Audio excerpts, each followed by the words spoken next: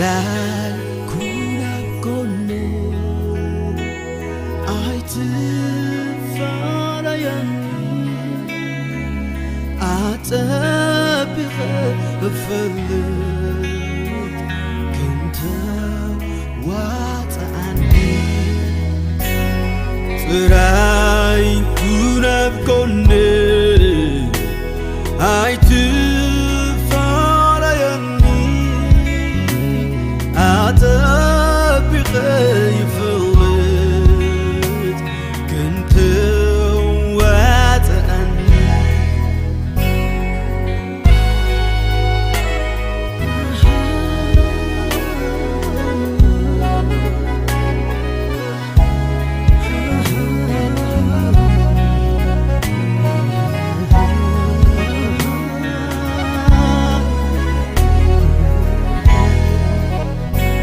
زلوخا نمنباري أستماقيريو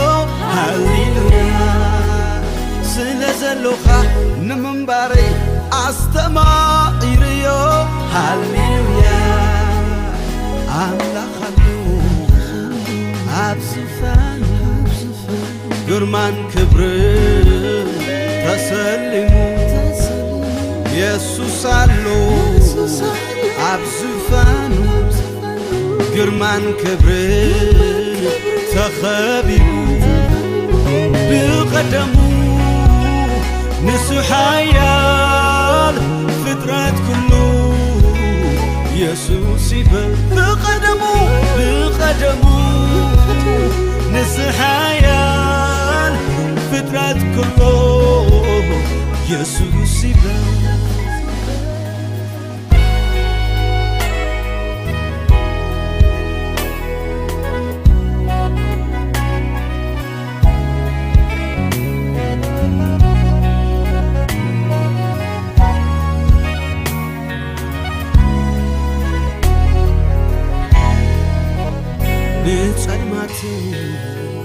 سويكايو مبرهنكا تكيخايو ناتدنكور نالخا يتيخني نبحفوخا ناتدنكور نالخا يتيخني نبحفوخا زلوخا نمنباري أستماقيريو هاليلويا زلوخا نمنباري أستماقيريو هاليلويا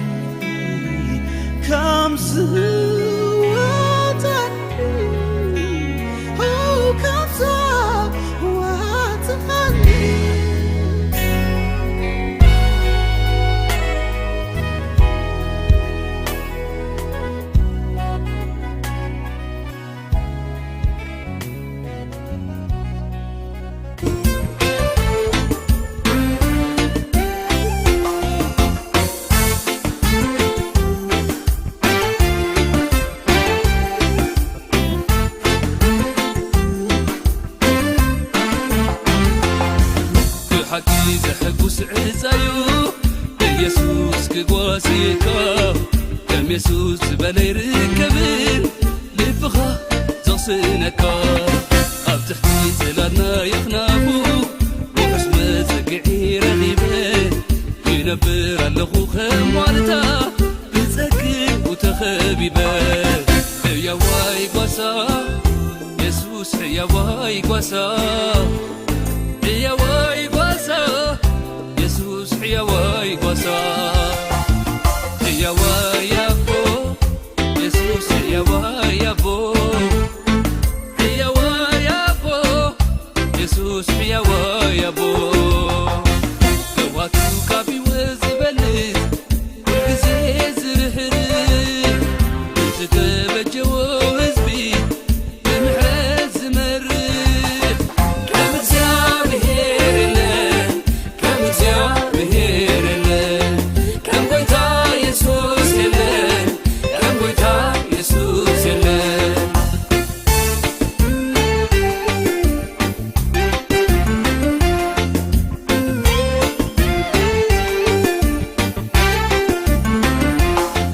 بتاوي مطلعي بدقي ودوي زكتاتلني كم فنتراتنا اسمو يبالي عني صندق لامو قبل علي تلالم فقري وأملاقي زي تاخص حلاوي بزحي ستنكغلي يا واي قواسا يسوس يا واي قواسا يا واي قواسا يسوس يا واي قواسا يا واي يا بو يسوس يا واي يا بو يا واي يا بو يسوس يا واي يا بو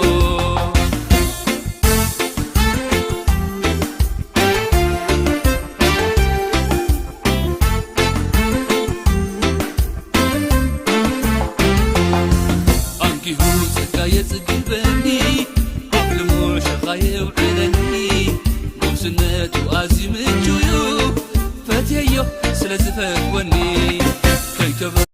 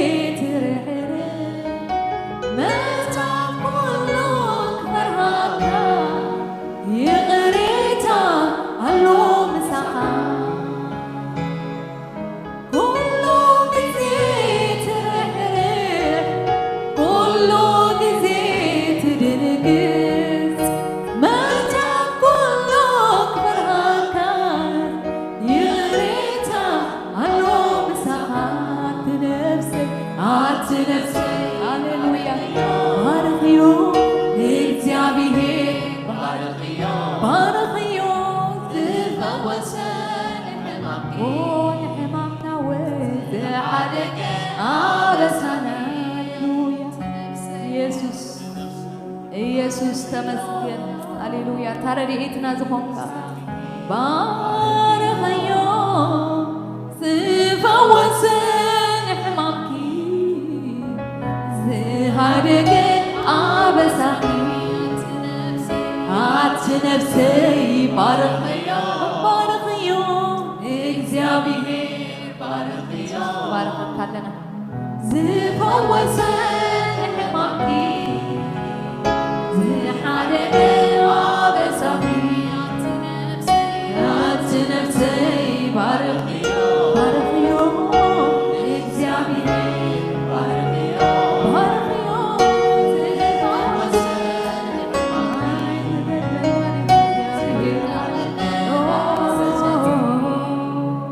ኢየሱስ ተመስገን ሃሌሉያ ተመስግነካ ኣለና መንፈስ ቅዱስ ኣታረዲኤትና ዝኾንካ ሃሌሉያ ሃሌሉያ እግዚአብሔር ተመስገን ሃሌሉያ ክሳዕ ጊዜ ዝረዳእካና እግዚአብሔር ወይ ነመስግነካ ኣለና ተመስገን መንፈስ ቅዱስ ኣታናይ እንደገና ኣምላኽ ሎም ድማ ዝዕድል ዝተዝሃብካና እዚ እውን ካባኻ ስለዝኾነልና እግዚአብሔር ነመስግነካ ኣለና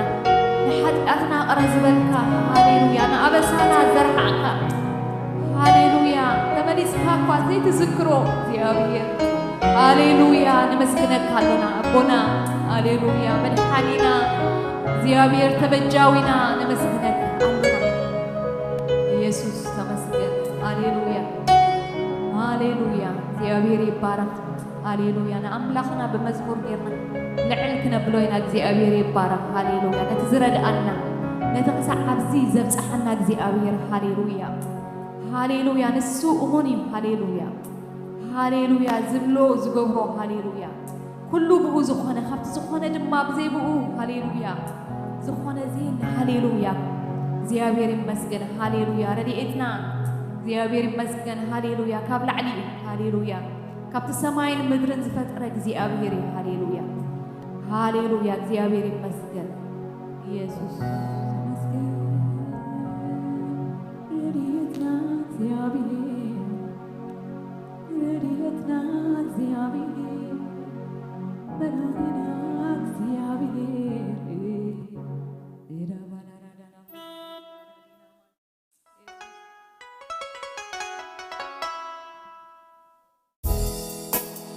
ሃሌሉያ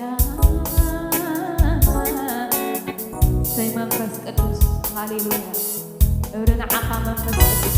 ክብሪ ንዓኻ ሃሌሉያ መድሓኒና ሃሌሉያ ተበጃዊና ሃሌሉያ ፈጣሪና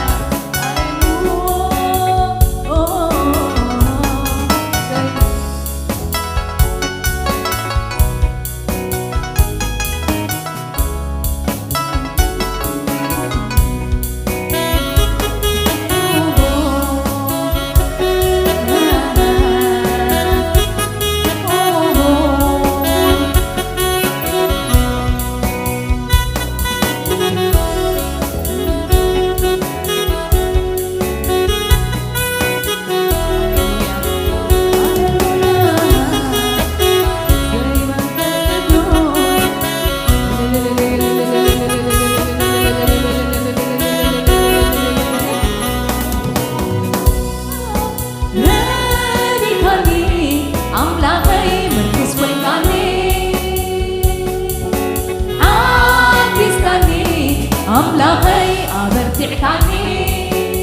ብዝኸዶ ኩሉ ቅድመይ ናወፃእካ ህይወተይ ለምሊሙ ብበረኸትካ ብዝኸዶ ኩሉ ቅድመይ ናወፃእካ ህይወተይ ለምሊሙ ብበረኸትካ ረዲካኒ ኣምላኸይ ምርኩስ ኮይንካኒ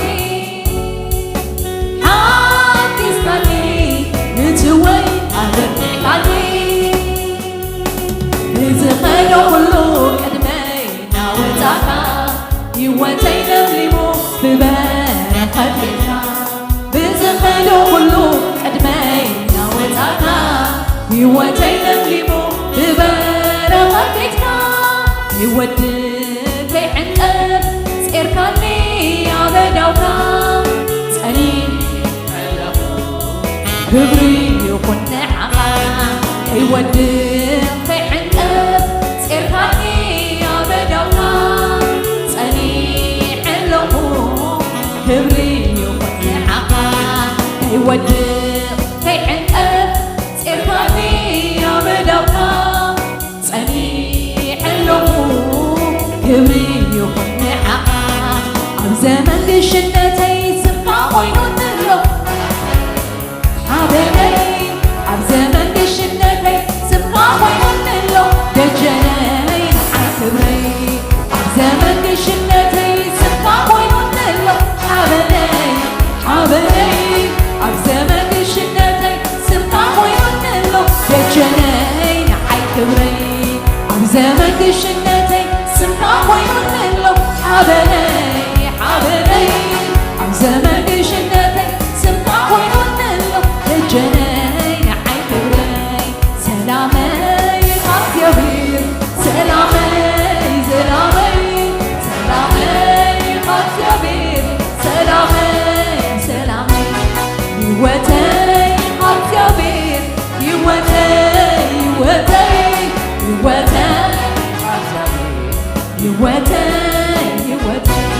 ከይወድቕ ከይዕንቀፍ ጼርካኒ ኣበዳውካ ጸኒሐለኹ ክብሪ ይኹን ንዓኻ ከይወድቕ ከይዕንቀፍ ጼርካኒ ኣበዳውካ ጸኒሐለኹ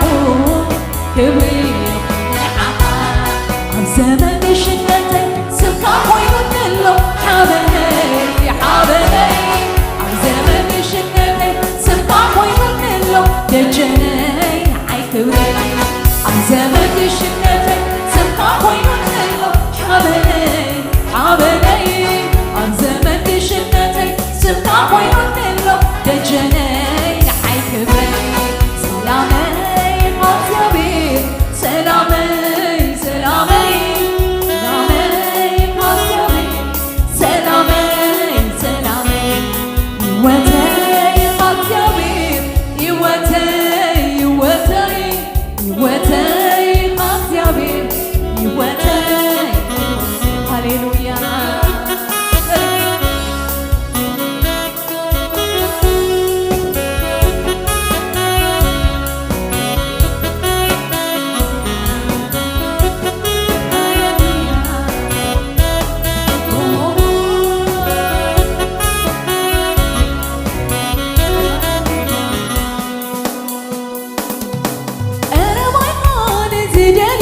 እግዚአብሔር ንዝፀሙኻ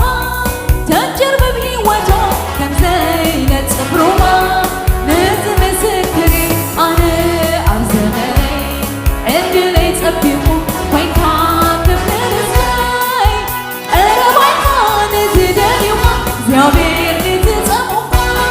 ተንጀር በብሂወቶም ከምዘይነጽፍ ሩማ ነዚ ምስክሪ ኣነ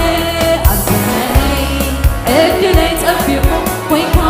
ክፍልስይ ቀረባይካ ንዝደልዩኻ እግዚአብሔር ንዝፀሙኻ ተንጀር በብሂወቶም ከምዘይነጽፍ ሩማ ነዚ ምስክሪ ኣነ ኣብ ዘመነይ ዕድለይ ጸቢቑ ኮይንካ ክፍልስይ ዘመን ግሽነተይ ስምካ ኮይኑ ንሎ ሓበነይ ኣብ ዘመን ግሽነተይ ስምካ ኮይኑ ንሎ ንዓይ ክብረይ ኣብ ዘመን ግሽነተይ ስምካ ኮይኑ ንሎ ሓበነይ ኣብ ዘመን ግሽነተይ ስምካ ኮይኑ ንሎ ደጀነይ ንዓይ ክብረይ ቀረባይካ ንዝደልዩኻ እግዚአብሔር ንዝፀሙኻ ተንጀር በብሂወቶም ከምዘይነጽፍ ሩማ ነዚ ምስክሪ ዕድለይ ጸቢቑ ኮይንካ ክፍልስይ ቀረባይካ ንዝደልዩኻ እግዚአብሔር ንዝፀሙኻ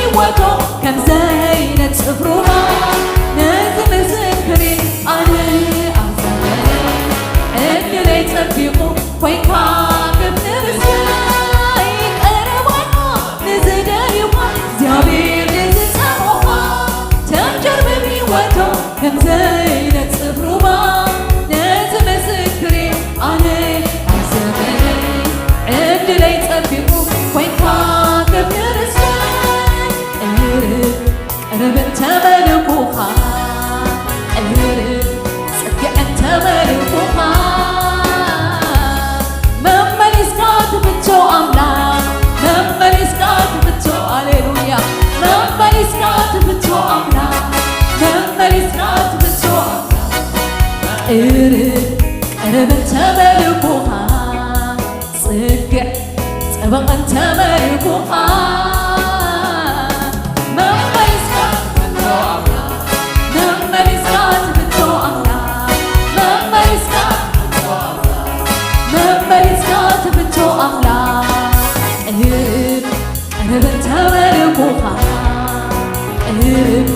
طبقا تملكها مهما يسكت بنتو أملاك مهما يسكت بنتو هاليلويا مهما يسكت بنتو أملاك مهما يسكت بنتو أملاك مهما يسكت قرب أملاك مهما يسكت قرب أملاك مهما يسكت بنتو أملاك مهما يسكت بنتو أملاك ربن تملكها ربن تملكها مهما يسكت بنتو أملاك مهما يسكت بنتو أملاك مهما يسكت بنتو أملاك مهما يسكت بنتو أملاك ربن تملكها طبقا تملكها مهما يسكت بنتو أملاك هاليلويا مهما يسكت بنتو أملاك مهما يسكت بنتو أملاك مهما يسكت بنتو أملاك مهما يسكت تسمع زي بالليالي كون تسمع زي بالليالي كون تسمع زي بالليالي كون تسمع زي بالليالي كون تسمع زي بالليالي تسمع زي بالليالي كون تسمع زي بالليالي كون تسمع زي بالليالي تسمع زي بالليالي كون تسمع زي بالليالي كون تسمع زي بالليالي كون تسمع زي بالليالي كون تسمع زي بالليالي تسمع زي بالليالي تسمع زي بالليالي كون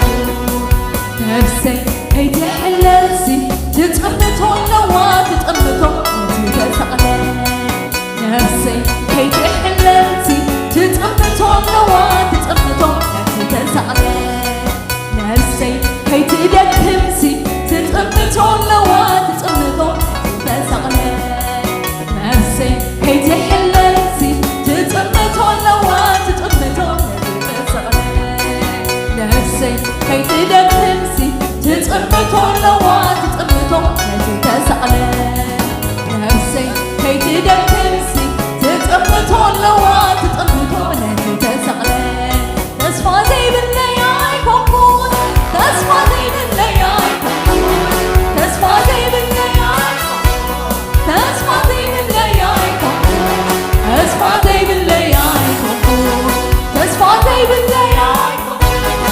تسمع زي بالليالي تسمع زي بالليالي تسمع زي بالليالي تسمع زي بالليالي نفسي هي تحلسي تتقمتون لوات تتقمتون نفسي هي تحلسي تتقمتون لوات تتقمتون نفسي هي تودقسي تتقمتون لوات تتقمتون نفسي هي تحلسي تتقمتون لوات تتقمتون سلامي سلامي سلامي قاصيابير سلامي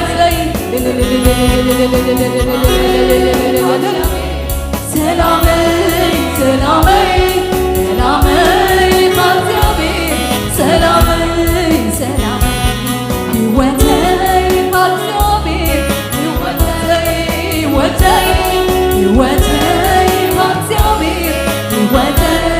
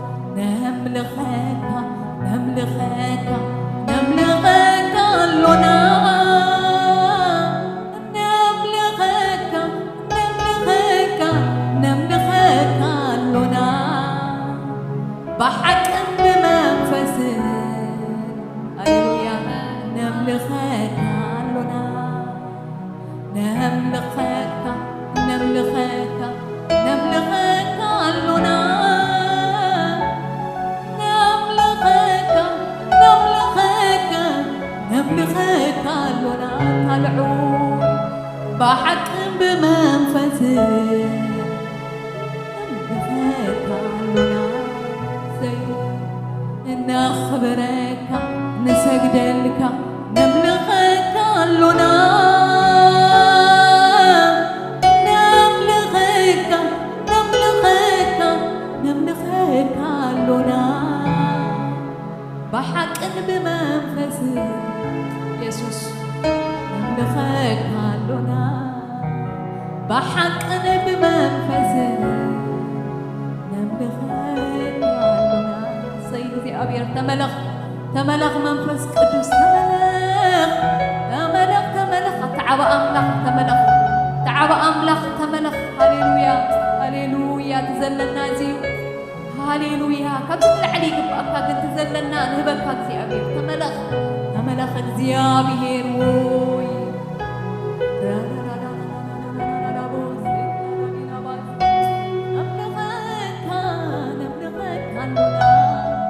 ኢየሱስ በሐቅን በመንፈስ ነምልኸክ አለና በሐቅን በመንፈስ ነምልኸክ አለና ሃሌሉያ ሃሌሉያ ነቦ በሐቅን በመንፈስ እንሰግድና ሃሌሉያ ኢየሱስ በሐቅን በመንፈስ ሃሌሉያ ንዓኻ ትሰግደና መዓልቲ እዚኣ እዛ መዓልቲ እዚኣ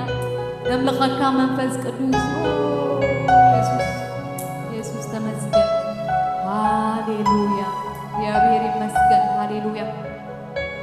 አምላክና መሪስና ክንባረክ ኢና እግዚአብሔር ይባረክ አሜን እግዚአብሔር ይመስገን ሁሉ ክብር ንዑ ይኩን እግዚአብሔር ይባረክ ሃሌሉያ ሃሌሉያ ሃሌሉያ ናትካ በሙኻና በቃ እግዚአብሔር ይመስገን እና ዕድለኛታት ኢና ሃሌሉያ ሃሌሉያ ዘይጠፍእ ዘርኢ ሃሌሉያ ዝኾና እግዚአብሔር ይባረክ ሃሌሉያ እንዳበልና ንኣምላኽና ክብሪ ክንቦ ኢና እስከን እግዚአብሔር እልልታ ዘለዎ ሃሌሉያ ከምስጋና ዝፈልጥ ህዝቢ ብፁዕ ተባሂሉ ከም ተጻሕፈ እስከን ምስ እግዚአብሔር እልልታ ሃሌሉያ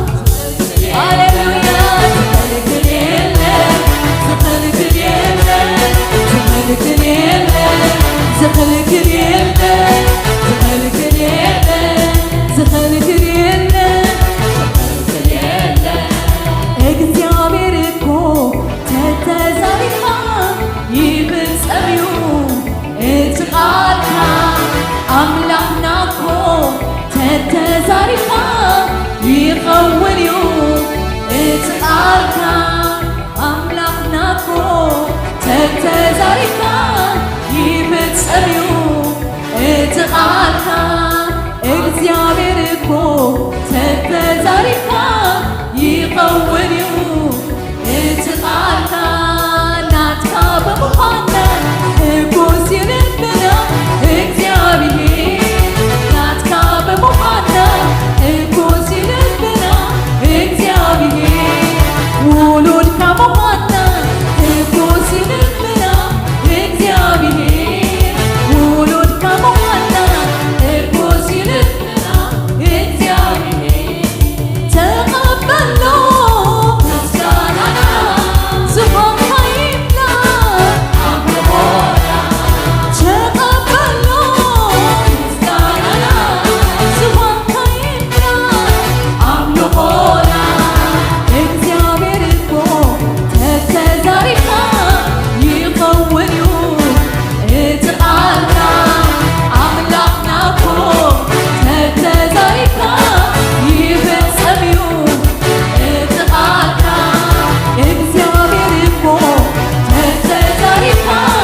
ይፈጸም እዩ እትቃልካ አምላክና እኮ ተተዛሪካ ይኸውን እዩ እትቃልካ ሃሌሉያ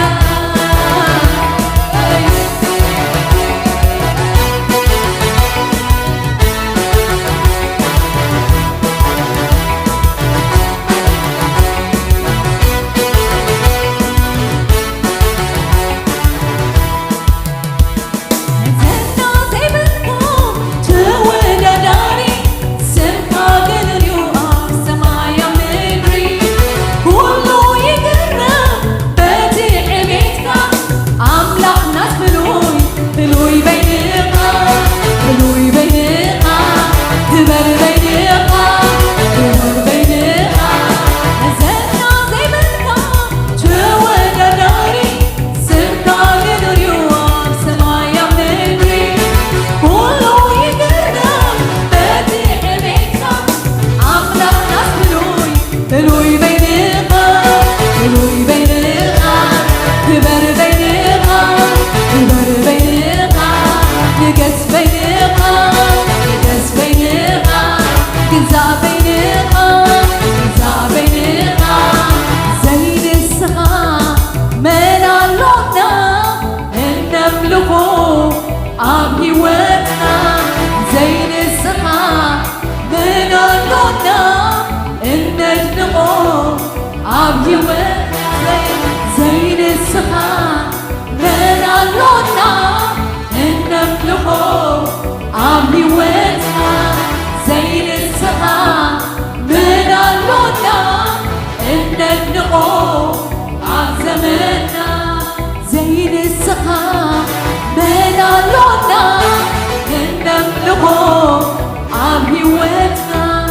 ዘይንስኻ መን ኣሎና እነድንቆ ኣብ ሂወትና ዘይንስኻ መን ኣሎና እነምልኾ ኣብ ሂወትና ዘይንስኻ መን ኣሎና እነድንቆ ኣብ ዘመንና ናትካ በምዃንና እኩስ ይልብና እግዚአብሔር ናትካ በምዃንና እኩስ ይልብና እግዚአብሔር ውሉድካ በምዃንና እኩስ ይልብና እግዚአብሔር ውሉድካ በምዃንና እኩስ ይውሽና እግዚአብሔር ተቀበሎ ምስጋናና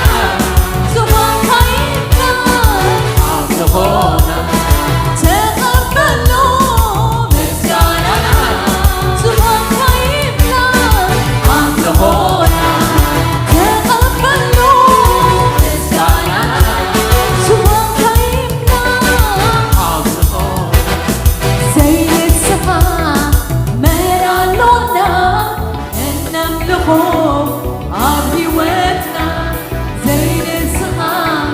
መን ኣሎና እነድንቆ ኣብ ዘመንና ዘይንስኻ መን ኣሎና እነምልኾ ኣብ ሂወትና ዘይንስኻ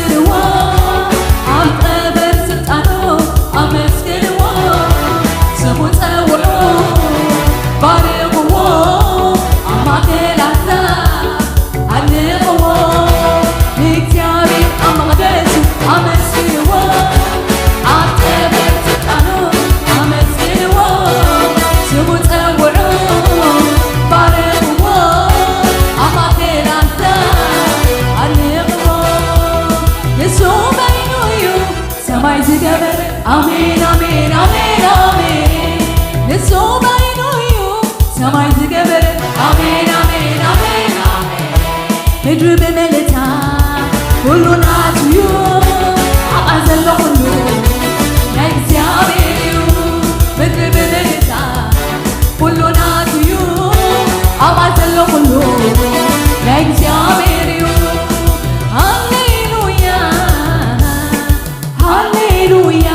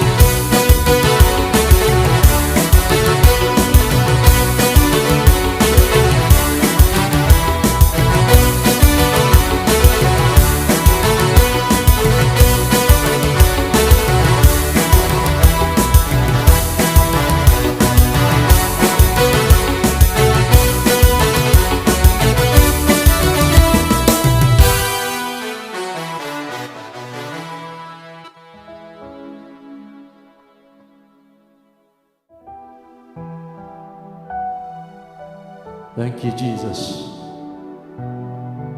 We give you the glory. We honor you, mighty one. نملخك بزن جوزي እግዚአብሔር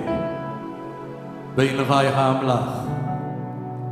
نحبي لنا نقدس سمك مقدسك خبر እግዚአብሔር مقدسك እግዚአብሔር عطانا ملخونا أبو يئتو بأملخونا خبر بسجدتنا خبر فطرة كل يسجدلك سماي مدري يسجدلك اسخا أملاخيك بينغا عبيخا እግዚአብሔር نمنالونا نملخك قويتا نملخك نخبرك بينغا يغا أملاخ بينغا يغا أملاخ صغاترا يغا أملاخ أملاخ إسرائيل أملاخ أبوتاتنا أملاخ أبراهام إسحاق أملاخ يعقوب أملاخ أبو قويتانا يسوس كريستوس أبو خبري نخبرك نملخك نسجدلك نعبيو لنا نقدس سمك زمعلت زيانا خاخنا ملخ زفلنا يا معلتيا قال علماء يبلنا እግዚአብሔር كنبارخك كنودسك ناخا نسجد يو علمانا እግዚአብሔር ناخا نبركخ يو علمانا እግዚአብሔር. We worship you. We worship you. We worship you. We glorify your name. You're mighty, Lord. You're mighty. عبيقا እግዚአብሔር نخبرك. كل خبرنا آخا يخون. وእግዚአብሔር نو بزا ساعات زياب قدمي خلنا. بمحرتك حلفنا. بسالك حلفنا. بتصقاك حلفنا እግዚአብሔር. كل خبرنا آخا يخون. قويتا حجي بمزمور بملخو بوداسي أبكد ميخا خمسانحنا كابت ذهب كاننا مغيلنا خنهب عشرنان مبعنان نايف التوهيابنان كما ملخو كم عزا ملخو حزنا يو أبا خمسينا لنا مو قويتا كتقبلو كم تزبل كايو مساقوت السماي كفيت كاختبارخنا وحاتي كابيوتنا اختقنح እግዚአብሔር أملاخنا بزا ساعات زياب قدمي خان قربالونا تريفو زلو غزينا ناي برخت غزي غبرلنا زا معالت زيا እግዚአብሔር برخت نحفس الله معالت تخون زا معالت زيا غويتا فوس خان نري الله معالت تخون كمتي يعقوب زبلو انا دا ايفلت كنمبر زا بوتا زيا كندي تفره أبزابوتا زيا እግዚአብሔር አሎ ዛቦታ زيا ቤት እግዚአብሔር ቤት ኤልያ خمس በለ ወእግዚአብሔር ድንገተኛ ዝሆነ ህላውነትካ ማከልና خمጽ እግዚአብሔር ክድህስሰናንን حناዳ አይፈለጥና ንበር ክንብል ወእግዚአብሔር ጎይታ ሰራዊት አምላክ ሲያማከልና አሎ ክንብል ወአምላክ ብምድህሳስካ ከተዕግበና باسم ኢየሱስ ንጸልይ ሃጓፍና መልአዮ لبنا ملأيو وشتنا ملأيو بخبرخا ملأيو እግዚአብሔር بآخا زيت ملأ أيها اللونا እግዚአብሔር أملاخنا بروح معلتي قبرلنا بغالكا خامسانا كل خبر نسمكا باسم يسوس أمين. Thank you Jesus. እግዚአብሔር يبارككم عشرنان مبانان نهابنا كلنا أبتزغص المدبنا كنحلفينا كل خاتكم نقعد حال مساكم قاشا انت لنا قدم نتما قايشنا نقعد حال مساكم كنبل ندلي كبرن እግዚአብሔር يخون روتي متي الله مسلني كم مقشا روتا نقعد حال مساكي نقعد مسانا تصنبرك እንደገና እግዚአብሔር كبرنا أملاخ يخون اتي نقعد حال مساكي تاقعيتكم دا خميو ጽቡቅ ጌርኩም ንመቐባል ጋሻ ተቀዳደሙ እዩ ክብርና አምላክ እግዚአብሔር ምሳና አሎ መዘመራና ድማ እግዚአብሔር መመሊሱ ጸጋ ይሃብኩም ክብርን እግዚአብሔር ይሁን እስከ ባርኹዎም እግዚአብሔር ይባርኽኩም እስክንበሎም ክብርና አምላክ እናዘመሩ እናምለኹ ሒዞሙና ናብቲ ክብር እግዚአብሔር የትውናለው አምላክ መስገን መመሊሱ የሰስኖም መመሊሱ የብዝሐዮም ዶባቶም እግዚአብሔር የስፈሕ ናይ ያዕቤት አምላኽ ንያዕቤት ጸሎት ሰሚዑ ዶባቱ ዘስፈሐ ንመዘመራና ኸ ዶባቶም የስፈሐዮ ክብርና አምላኽ ይኹን ካብ ኩሉ ክፉእ እግዚአብሔር ይሰውሮም አምላኽ መስገን ክልተ መተንባህታ ኣለዋኒ ንሰን ምስ በልና ናብ ቃል እግዚአብሔር አምላኽ ክንከይድ ኢና ክብርን ጎይታ ቅድሚ ናብ ካልእ መኻደይ ግን ነቲ ኣብ ጥቓኹም ዘሎ ኣብ ቤት እግዚአብሔር ንኣኻ ብምርኣየይ ኣብዝየ ሕጉስ ኢለ ተሓጒሰ ኣለኹ ኢልኩም ሰላም በልዎ ክብርና አምላኽ አሜን አሜን ዶ ክሰምዕ ዓዊልኩም እስከ አሜን በሉ አሜን ክብርን እግዚአብሔር ኣብ ማእከልና እውን ወይኑ ንሪአ ኣለኹ እዚ መሸፈኒ እኳ ንኸነለሊ ይፅግመና ኣሎ ወይን እንኳ ድሓን መጻኪ ድሕሪ ነዊሕ ግዜ ኢና ንሪአኪ ዘለና ክብርና አምላኽ እግዚአብሔር ይባረኽ ካልእ እውን እቲ መሸፈኒ ስለ ዝኽልክለና ዘይረኣናኩም እንተሊኹም ኣነ ኣለኹ ኢልኩም ምልክት እንተሃብኩም እንኳ ድሓን መጻእኩም ክንብለኩም ክብርና አምላኽ ይኹን እግዚአብሔር ይመስገን ዝመጽእ ዘሎ ካብ ጽባሕ ሶኒ ጀሚሩ ናይዚ ጃንዋሪ መወዳእታ ሰሙን ስለ ዝኾነ ናይዚ ወርሒ እዚ ከምቲ ኩሉ ግዜ ንገብሮ ናይ 2022 መጀመርያ ናይ ጾምን ጸሎትን ግዜና እዩ ኩላና ዓቲብና ስርሐ ኢልና ክንጽሊ ይግባአና እንተ ጾም ወሲኽና ኣሎ ኸዓ ዝበለጸ እዩ ዝኸውን ሓይል እግዚአብሔር ዝግለጸሉ ብጾምን ብጸሎትን እዩ ሓይል እግዚአብሔር ዝግለጽ ንህይወትና ብጾምን ብጸሎትን ኣብ ቅድሚ እግዚአብሔር ብዛዕባ ርእስና ድሓር ብዛዕባ ቤተሰብና ደቅና ብዛዕባ ቤተ ክርስቲያን ብዛዕባ ሰብ ሓዳር ፋሚሊ ብዛዕባ መንግስቲ ብዛዕባ ሃገር ክንጽሊ ይግባአና የሓላፍነት ኣለና እቲ ቃል ኣምላኽ ዝእዝዘና በዝጸልዩ ዝበለና ክንጽሊና ብዛዕባ ህይወትና ክርስቶስ ኣብ ልብና ክሓድር ኣብ ፍቕሩ ሱር ሰዲድናን ተሰሪትናን ክንጸንዕ ውሽጢ ሰብና ክንሕይል ብፍላይ ኣብዚ ዘመን ዚ ከም ዝኸነምልኾ ጸናሕና ኣብ እግዚአብሔር ምምዕቋብ ጥራይ ዝዋፅእ ጻድቕ ሃዲሙ ኣብ ኣምላኽ ዝዕቆብ ኣብ ካልእ ኣይኮነን ዝኸይድ ኤግዞስትድ ዝገብር ኩነታት እዩ ንሪኦ ዘለና ሰብ ደኺሙ እዩ ዘሎ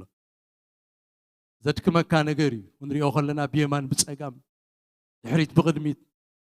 ዓይንና ቋ ሓቢልና ክንሪኦ ከለና ዘለናዮ ዘመን ሰብ ደኺመ ዝብለሉ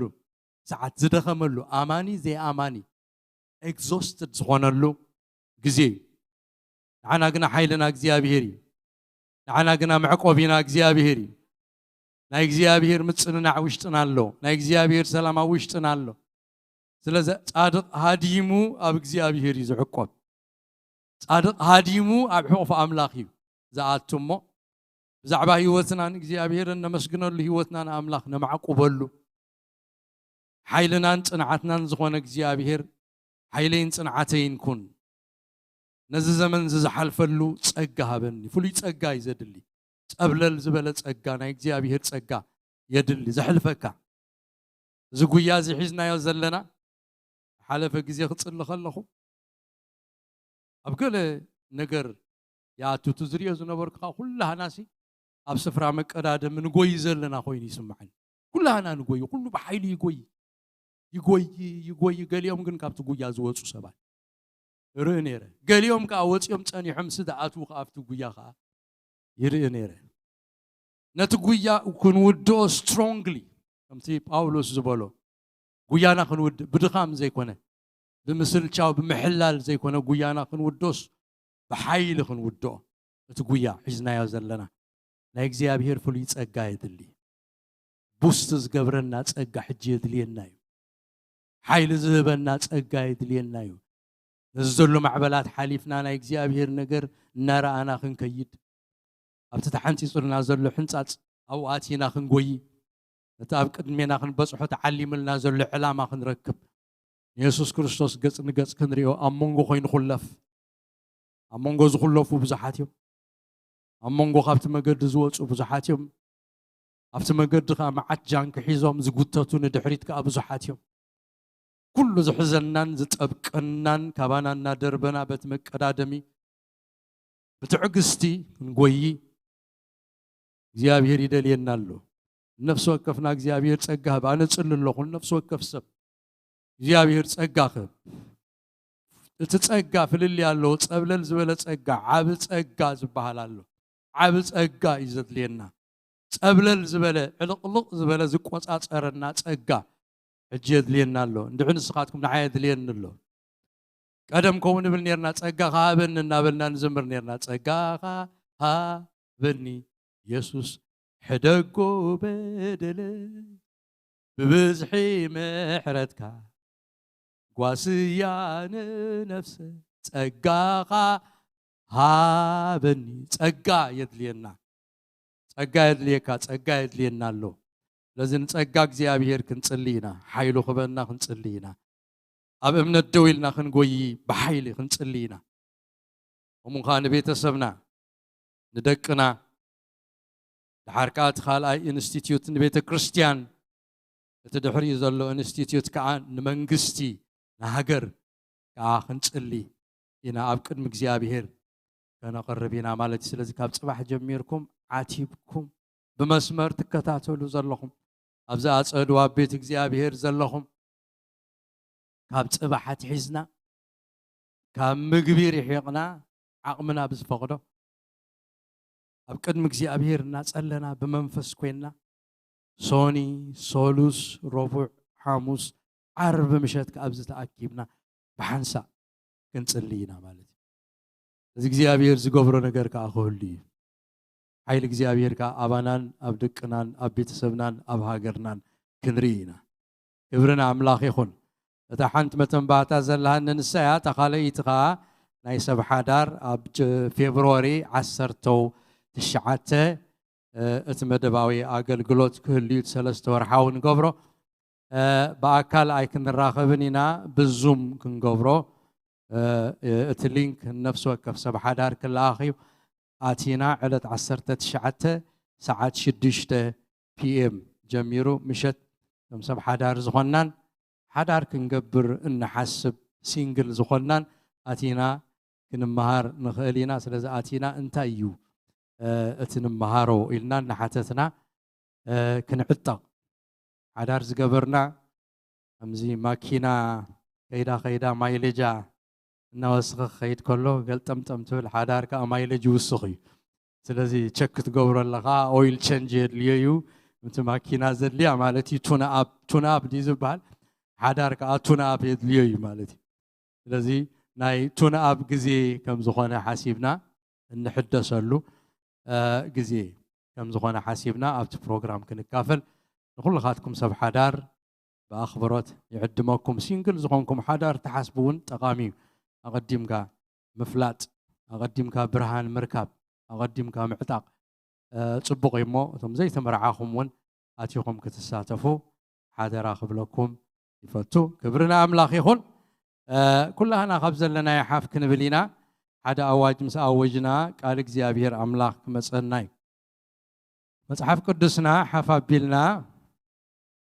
እዚ ኣዋጅ እዚ ኣዝዩ ጠቓምና ኮነ እዩ ዝኸይድ ዘሎ ብዙሓት ሰባት እዚ ኣዋጅ ትገብራሲ ኣዝያ ኣገዳሲት እያ ትኸውን ዘላ መመሊስካ ደኣ ኣብለና ኢሎም እሞ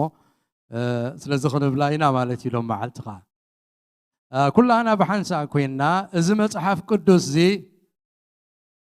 ናተይ እዩ እቲ ኣብኡ ተጻሒፉ ዘሎ ኩሉ ግና ቃል ኣምላኽ ከም ዝኾነ بملوء لبي يا أمنوي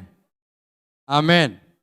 كبرنا أملاك يخون لما عالتي ملغتي حيزة هالنا تمسدوي لنا خلنا نخبر أملاك حبتنا أبابا سيوميا أبابا سيوم نقدمي تكتمت يا أخي زبوتها زنا عاخن لمنفس قدسن كحد قوي كبرنا أملاك يخون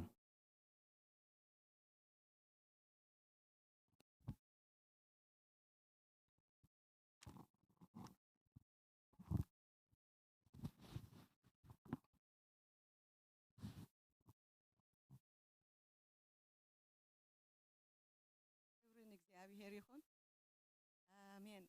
طويلنا خلنا ننبب يحيش كيبلكم كلهم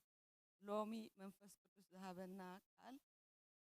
ምሳሌ ናይ ጎይታ ኢየሱስ ተማሃሮ ምሳሌ ናይ መኽሊትና ምሽራፍ ማለት ምስላ መኽሊት ይዝብሃል ካብ ወንጌል ማቴዎስ 25 ካብ ቁጥሪ 14 ክሳዕ ቁጥሪ 30 ከነንብባ ኢና ብስም ጎይታ ኢየሱስ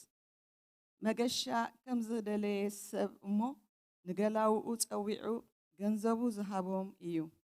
ንነፍስ ወከፎም ከከም ዓቕሞም ንሓደ 5 መኽሊት ንኻልኣይ 2 ነቲ ሳልሳይ ድማ 1 ሃቦም ሂብዎም ገሸ እቲ 5 መኽሊት ዝወሰደ ብኡ ከይዱ በኣኣ ነገደ 5 ካልእ መኽሊት ድማ ወሰኸ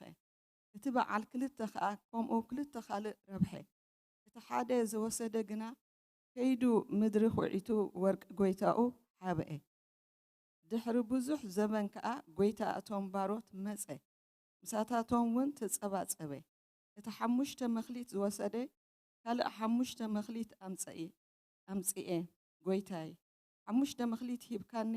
እንሆ ካልእ 5 መኽሊት ረኸብኩ እናበለ ቀረበ እቲ ጎይትኡ ሕራይ ኣታሕያዋይ እሙን ባርያ ብሒደት ተኣሚንካ ኢኻ እሞ ኣብ ብዙሕ ክሸመካ እየ ናብ ሓጎስ ጎይታኻ እቶ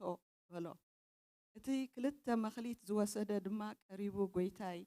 2 መኽሊት ሃብካኒ እንሆ 2 ካልእ መኽሊት ረባሕኩ በለ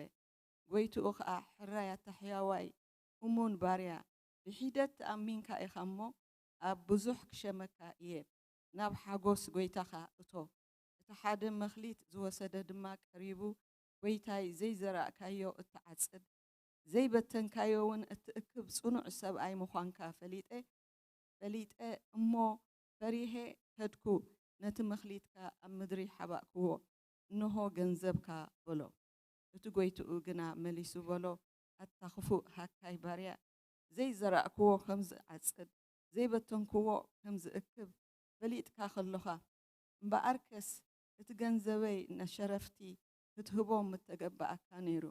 ኣነ ከዓ መፂኤ ምስ ወለዱ ምወሰድክዎ ደጊም እቲ መኽሊት ኣግድፍዎ እሞ ነቲ 10 መኽሊት ዘለዎ ሃብዎ ንዘለዎ ዘበለ ኩሉ ይወሃቦ ይውስኸውን ነቲ ዘይብሉ ግና እታ ዘላቶ እኳ የግድፍዎ ደኣ ነዚ ዘይጠቅም ባርያ ግና ኣብ ናይ ወፃኢ ጸልማት ደርቢዎ ኣብኡ ብኽያትን ምሕርቃም ኣስናንን ክኸውን እዩ ጎይታ ኢየሱስ ይባረኽ ንጸልዮ ከለና እግዚአብሔር አምላክና ነመስግነካ ኣለና ስለዚ ክቡር ቃልካ ጎይታ ኢየሱስ ኣብዛ ምድሪ ዓለም ከሎ ዝምስላ ዝመሃሮ ብምስላ ዝምህር ዝነበረ ጎይታ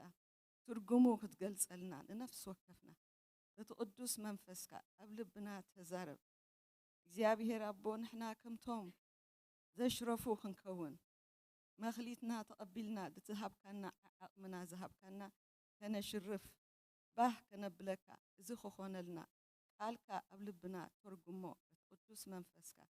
ብጎይታና ብኢየሱስ ክርስቶስ ስም አሜን አሜን ተባረኹ ሰላም ጎይታ ኢየሱስ ክርስቶስ ምስ ኩላትኩም ይኹን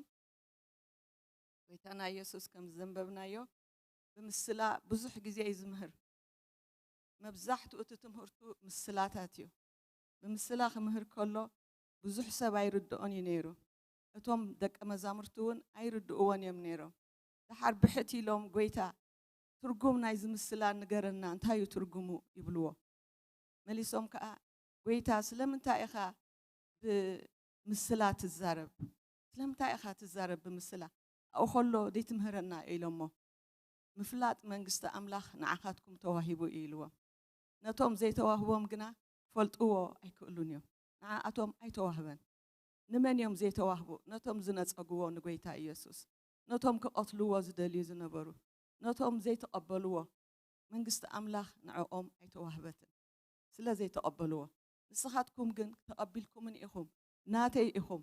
ምፍላጥ መንግስቲ ኣምላኽ ናታትኩም እዩ ትርጉሙ ክርድኣኩም እዩ ኢሉ ነቶ ዘይተረድኦም ይገልጸሎም ነይሩ ንዓና ከዓ ሎሚ መን እዩ ዝገልጸልና ጎይታ ኢየሱስ ኣሎ ምሳና ምንታይ ዘሎ ምሳና ብመንፈስ ቅዱስ ቃሉ ይገልጸልና እዩ እንታይ እዩ ትመኽሊት ከመይ ጌርና ኢና ንጎይታ እንሐጉሶ እቲ መኽሊት ጎይታ እቲ ሂቡ ዝኸደ መኽሊት ሂቡ ዝኸደ ጎይታ ኢየሱስ እዩ ካብቲ ዝዓረገሉ ግዜ ጀሚሩ ሳዕ ካልኣይ ምጽኣቱ መኽሊት ኩሉ ግዜ ክሽረፍ እዩ ሳዕ ዝመጽ ምስ መጽአ ምስ ተወድአ ኩሉ ነገር ነቕርበሉ መኽሊትና ትደሽረፍናዮ እቲ ዘብዛሕናዮ ፍረ ከነምጻእሉ ኢና ማለት እዩ መን እዩ ዝፈሪ እቶም ንጎይታ ኢየሱስ ዝስዕብዎ እቶም ናቱ ዝኾኑ እቲ መኽሊት ግን ንኹሉ ፍጥረት እዩ ተዋሂቡ እግዚአብሔር አምላኽና ንአዳም ምስ ፈጠሮ ኤደን ገነት ፈጢሩ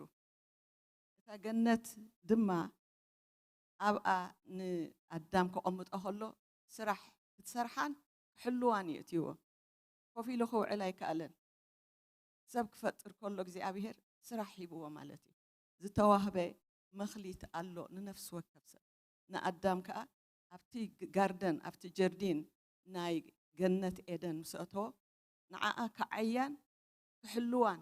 ኣብኣ ኣቐሚጥዎ ቦታ ናቱ እያ ግን እግዚአብሔር ኣዳልዩ ኣቐሚጥዎ እግዚአብሔር ኣምላኽና ኸ ኩሉ ግዜ ይሰርሕ ኣዕሪፉ ይፈልጥኒ ካብ ስራሕ ጎይታ ኢየሱስ ንሓደ ሰብኣይ 38 ዓመት ኣብቲ ለማስ ኮይኑ ኣብቲ ማይ ዘለዎ ፈውሲ ዝርከበሉ ኣብኡ ደቂሱ እንከሎ ንብዙሕ ዓመታት ጎይታ መጺኡ ብኡ ሓልፍ ከሎ ክትሓውዶ ትደሊ ኢኻ ኢልዎ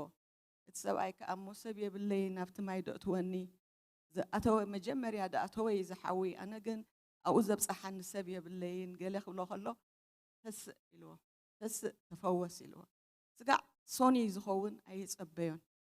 ጎይታ ኢየሱስ ብሰንበት መዓልቲ ኣሕውዩ ዓራት ካልዒልካ ኪድ ኢልዎ ክኸይድ ከሎ ዓራቱ ተሰኪሙ ከንከቦት ይኹን ገለ ይኹን ተሸኪሙ ክኸይድ ከሎ ንምንታይ ብሰንበት መዓልቲ ትስከሞ ኣቑሑትካ ኢሎሞ እቲ ደሕወየኒ እተሸከም ኢሉኒ መን እዩ ኢሉካ ኣይፈለጥኩን መን ምዃኑ ኢልዎ ድሕራይ መዓልቲ ሓዊኡ ሰብኣይ እዚ ጎይታ ኢየሱስ ክምህር ከሎ ርእይዎ እንታይ ኢሉ እሱ ምዃኑ ዘድሓኖ ፈሊጡ ጎይታ ከዓ ኣረጋጊፅሉ ሕጂ ሓዊኻ ኣለኻ ኢልዎ ተመሊስካ ሓጢኣት ኣይትግበር ከይተሓምም ኢልዎ እዚ ሰብኣይ ከዓ ከይዱ ነቶም ፈሪሳውያን እቲ ዘሕወየኒ ብሰንበት ከዓ ኣቑሑተይ ክስከም ዝበለኒ እዚ ሰብኣይ እዚ ኢሉ ነጊሩሉ ካብኣ ንኒው ጀሚሮም ንጎይታ ኢየሱስ ክቐትልዎ ደልዮም ስለምንታይ ሰንበት ስዒሩ ኢሎም ካልኣይ ከዓ እንታይ ኢልዎም ጎይታ ኣቦይ ይሰርሕ ኣነ ከዓ እሰርሕ ኣቦይ ይገብር ኣነ ከዓ እገብር ኣይንዕርፍን ኢና ጽቡቕ ንምግባርሲ ሰንበት ዋላ ይኹን ኣይንዕርፍን ኢና ሰንበት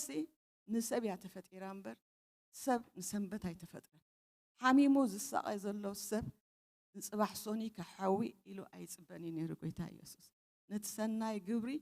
ቀልጢፉ ይፍጽመሎም ነይሩ ኣቦይ ይሰርሕ ኣነ ከዓ ይሰርሕ ካልኣይ ሳዕ ወሲኽዎም እሞ ሰንበት ጥራይ ምስዓሩ ዘይኮነስ ንኣምላኽ ከዓ ኣቦ ኢልዎ ኢሎም በዚ ክልተ ነገር ክኸስዎን ክቐትልዎን ይደልዩ ነይሮም ንጎይታ ኢየሱስ ሎሙ ዳ እንታይ ምበሉ ነይሮም ንዓና ከዓ እግዚኣብሔር ኣቦና ክኸውን ጎይታ ኢየሱስ ሂቡና ናቱ ኣቦ ጥራይ ዘይኮነስ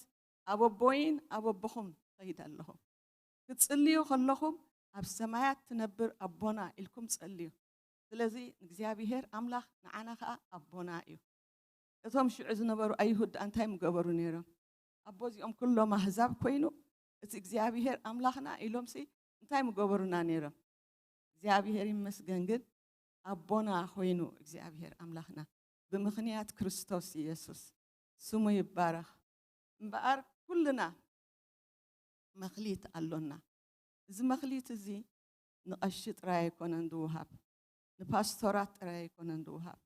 ንኩሉ ኣዳም እግዚአብሔር ክፈጥረና ከሎ ዝቐመጦ ጸጋታት ኣሎ ኣብ ኩሉ ሰብ እዞም ቆልዑ ደቅና ክመሃሩ ከለዉ እዚ ቤት ትምህርትታት ክኣትዉ ከለዉ ታለንት እዩ ዝበሃል እቲ መኽሊት ብትግርኛ መኽሊት ንብሎ ብጸጋ ማለት እዩ ብቋንቋ እንግሊዘኛ ከዓ ታለንት ይብልዎ ክመሃሩ ከለዉ እዚ ግሬድ ስኩል ታለንት ሾው ዝበሃለሉ መዓልቲ ኣለዎም ኣብ ዓመት 2 ግዜ 3 ግዜ ይኸውን ታለንት ሾው ግበሩ ይብልዎም እንታይ ኢኹም ትኽእሉ ግጥሚ ዲኹም ትገጥሙ መዝሙር ዲኹም ትኽእሉ ሙዚቃ ዲኹም ትጻወቱ ጽሒፍኩም ዲኹም ትኽእሉ ክእለትኩም ዝኾነስ ኣሪኡና ሳይንስ ዲ ክእለትኩም ሂስትሪ ዲ ክእለትኩም ኢሎም ሲ ነዞም ቆልዑ የተባብዕዎም ናታቶም ፍልጠት ናታቶም እግዚኣብሔር ዝሃቦም ኣብ ውሽጦም ዘለዎም ኣብ ወረቐት ገይሮም ከቕርብዎ ወይ ብስእሊ ገይሮም ከሪእዎ ወይ ኣብ ቅድሚ ሰባት ኮይኖም ክገልጽዎ እቲ ዝሃቦም እግዚኣብሔር ይተባብዕዎም እዮም እዚ ህያባት እዚ ኣብ ኩሉ ሰብ ዘሎ እዩ ጎይታ ኢየሱስ ግና እንታይ ይብላ ኣሎ እቶም ናቱ ዝኾኑ ፍረ ይፈርዩ እዮም ኣብቲ ጉንዲ ተጸጊዖም ኣብቲ ጉንዲ ምስ ጠበቑ ፍረ ይፈርዩ እቲ ፍሪኦም ከዓ ንኽብሪ ኣምላኽ ይኸውን እሱ እዩ ድትሽረፍ ዝሽረፍ ነገር ኣሎና ኩልና ንጎይታ ኸነሽርፈሉ ኢና ስም እግዚኣብሔር ይባላል ሃሌሉያ እቲ ዘየሽረፈ እግዚኣብሔር ጎይታ ኢየሱስ ኣይተሓጎሰሉን እንታይ እዩ ገይርዎ ነቲ ፍልጠቱ ነቲ ዝተዋህቦ ጸጋ ከቢርዎ ሰቂሉ ኣብ ክንዲ ዘሽርፎ ጎይታ ከዓ እንታይ እዩ ዝደሊ ዘሎ ምስ ወለዱ ተቐበል ነቶም እሙናት ብዙሕ ዓስቢ ኣለዎም ነቶም ዝተኣዘዙ ነቶም ፍቓድ ኣምላኽ ዝፈጸሙ እዚ መኽሊት እዚ ንኹሉ ሰብ ከም ዝተዋህበ ንፈልጥ ኢና ናይቲ መኽሊት ግን ዋና ኣለዎ ምንም እኳ እቲ መኽሊት ኣባና እንተሎ ትጸጋ ናህና ጸጋ ኣይኮነን ናይ እግዚኣብሔር ጸጋ እዩ ብኡ እዩ ከዓ ጎይታ እቲ ፍረ ንዓይ ሃቡን ዝብል ኣፍሪና ክንህቦ ከለና ናቱ ኢና ንህቦ ዘለና እምበር ናትና ኣይኮነን ብኡ ምኽንያት ኢና ከዓ ክንሓብኦ ወይ ክንቀብሮ ዘይንኽእል ዝተዋህበና ነገር ንሓድሕድና ክንገላገለሉ እዚ እዩ ዕላማ እግዚኣብሔር ዝጸጋና ተዋሂቡና ዘሎ ኣለዎም ሰብ ጸጋ ኣብዚ ኣካላት ናይ ጎይታ ኢየሱስ እዚ ንምሳሌ ግጥሚ ገጢሞም ንጎይታ ክብሪ ዝህብዎ እቲ ግጥሞም ንርእሲኦም ገጢሞም ጥራይ ኣይጥቀሙሉን እዮም ምስ ኣካል ክርስቶስ የካፍልዎ ሰሚዕናዮ ንባረኽ ሰሚዕናዮ ብመንፈስ ንዓቢ ብዙሕ ነገር ኣሎ ንበይንኻ ዝኸውን ነገር ኣይኮነን ጎይታ ዝሃበና ንሓድሕድና ክንገላገለሉ ኢሉ ዝህበና እዩ በዚ ምኽንያት እዩ ድማ ምስቶም ዝሃቦም እሞ ፍረ ዘየምጽእሉ ዝተቆጠዐ ናቶም ኣይነበረን ናቶም ስለ ዘይኮነ እዩ ዓወት ከዓ ብስራሕ እዩ ዝርከብ ዓወት ብስራሕ ምፍጻም ጥራይ እዩ ዝርከብ ዘይሰርሕ ሰብ ዓወት ክረክብ ኣይክእልን እዩ ከሽርፍ ኣይክእልን እዩ ከብዝሕ ኣይክእልን እዩ እግዚአብሔር ኣምላኽና እንታይ ይብል ከከም ዓቕሙ ኩሉ ተዋሂብዎ እሞ እቲ ዝተዋህበና ከነማዕብሎ ይግባአና እዩ ከነዕብዮን ከነጸብቆን ፍረ ከዓ ከነፍርዮ ንሰናይ ዕላማ ኢና ተፈጢርና ኣብ ካልእ ቃል ኣምላኽ ክንርኢና ኣብ ኤፌሶን 2 ክትከፍትዎ እንተኽኣልኩም ረኣዩ ካልኣይ ምዕራፍ ኤፌሶን ቁፅሪ 10 ፍጡራቱ ኢና እሞ ነቲ ኣምላኽ ክንመላለሰሉ ኢሉ ቀደም ዘዳለዎ ሰናይ ግብሪ ብክርስቶስ ኢየሱስ ዝተፈጠርና ኢና ንሕና ፍጡራት ኣምላኽ ኢና እሞ ነቲ ኣምላኽ ክንመላለሰሉ ኢሉ ቀደም ዘዳለዎ ሰናይ ግብሪ ብክርስቶስ ኢየሱስ ዝተፈጠርና ኢና ንሰናይ ግብሪ ይፈጢሩና እግዚአብሔር ንሰናይ ግብሪ ይፈጢሩና ንኻልእ ኣይኮነን ምንም እኳ ዕንቅፋት በቲ ጸላኢ ተመን እንተመፀ ምንም እኳ ዕንቅፋት እንተመፀ እቲ ዕንቅፋት ብክርስቶስ ሓሊፍናዮ ኢና ብክርስቶስ እቲ ጸጋ ተመሊሱ እዩ እቲ ምሕረት ኣምላኽ መጺልና እዩ ስለዚ እቲ ተፈጠርናዮ መሰረት ናይ እግዚኣብሔር ዕላማ ንሰናይ ግብሪ ይፈጢሩና ሰይጣን ጸላኢ እግዚአብሔር ጸረ ክርስቶስ ጥራይ እዩ ክፉእ ግብሪ ዝገብር እቶም ፍጡራት ናይ እግዚአብሔር ደቂ ኣዳም ግን ንሰናይ ግብሪ እዩ ፈጢሩና እግዚአብሔር ኣቦና ከምኡ ዝብል ዘሎ ኣብ ኤፌሶን መዓልታዊ ስራሕና ኣብ ቤትና ኮነ ኣብ ደገ እንገብሮ ስራሕ እዚ ኩሉ መኽሊትና እዩ ንሰብ ከነገልግል ከም ንጎይታ ጌርና ከነገልግል ከምቲ ዝተቐበልናዮ ጸጋ ኣብኡ ከለና ኣብ ኤፌሶን 6 ምዕራፍ ቁጽሪ 5-8 እንተርእና ከምኡ ዝብል ከም ንጎይታ ጌርኩም ኣገልግሉ እቲ ነገልግሎሲ ኣቱም ባሮት ኢልዎም ኣብ ኤፌሶን መን ኣሎ ዘውፃእ ክንበልና ዝኽእል 6 ምዕራፍ ቁጽሪ 5-8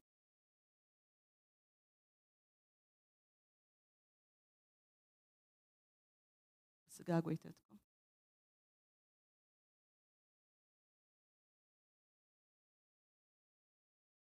አሜን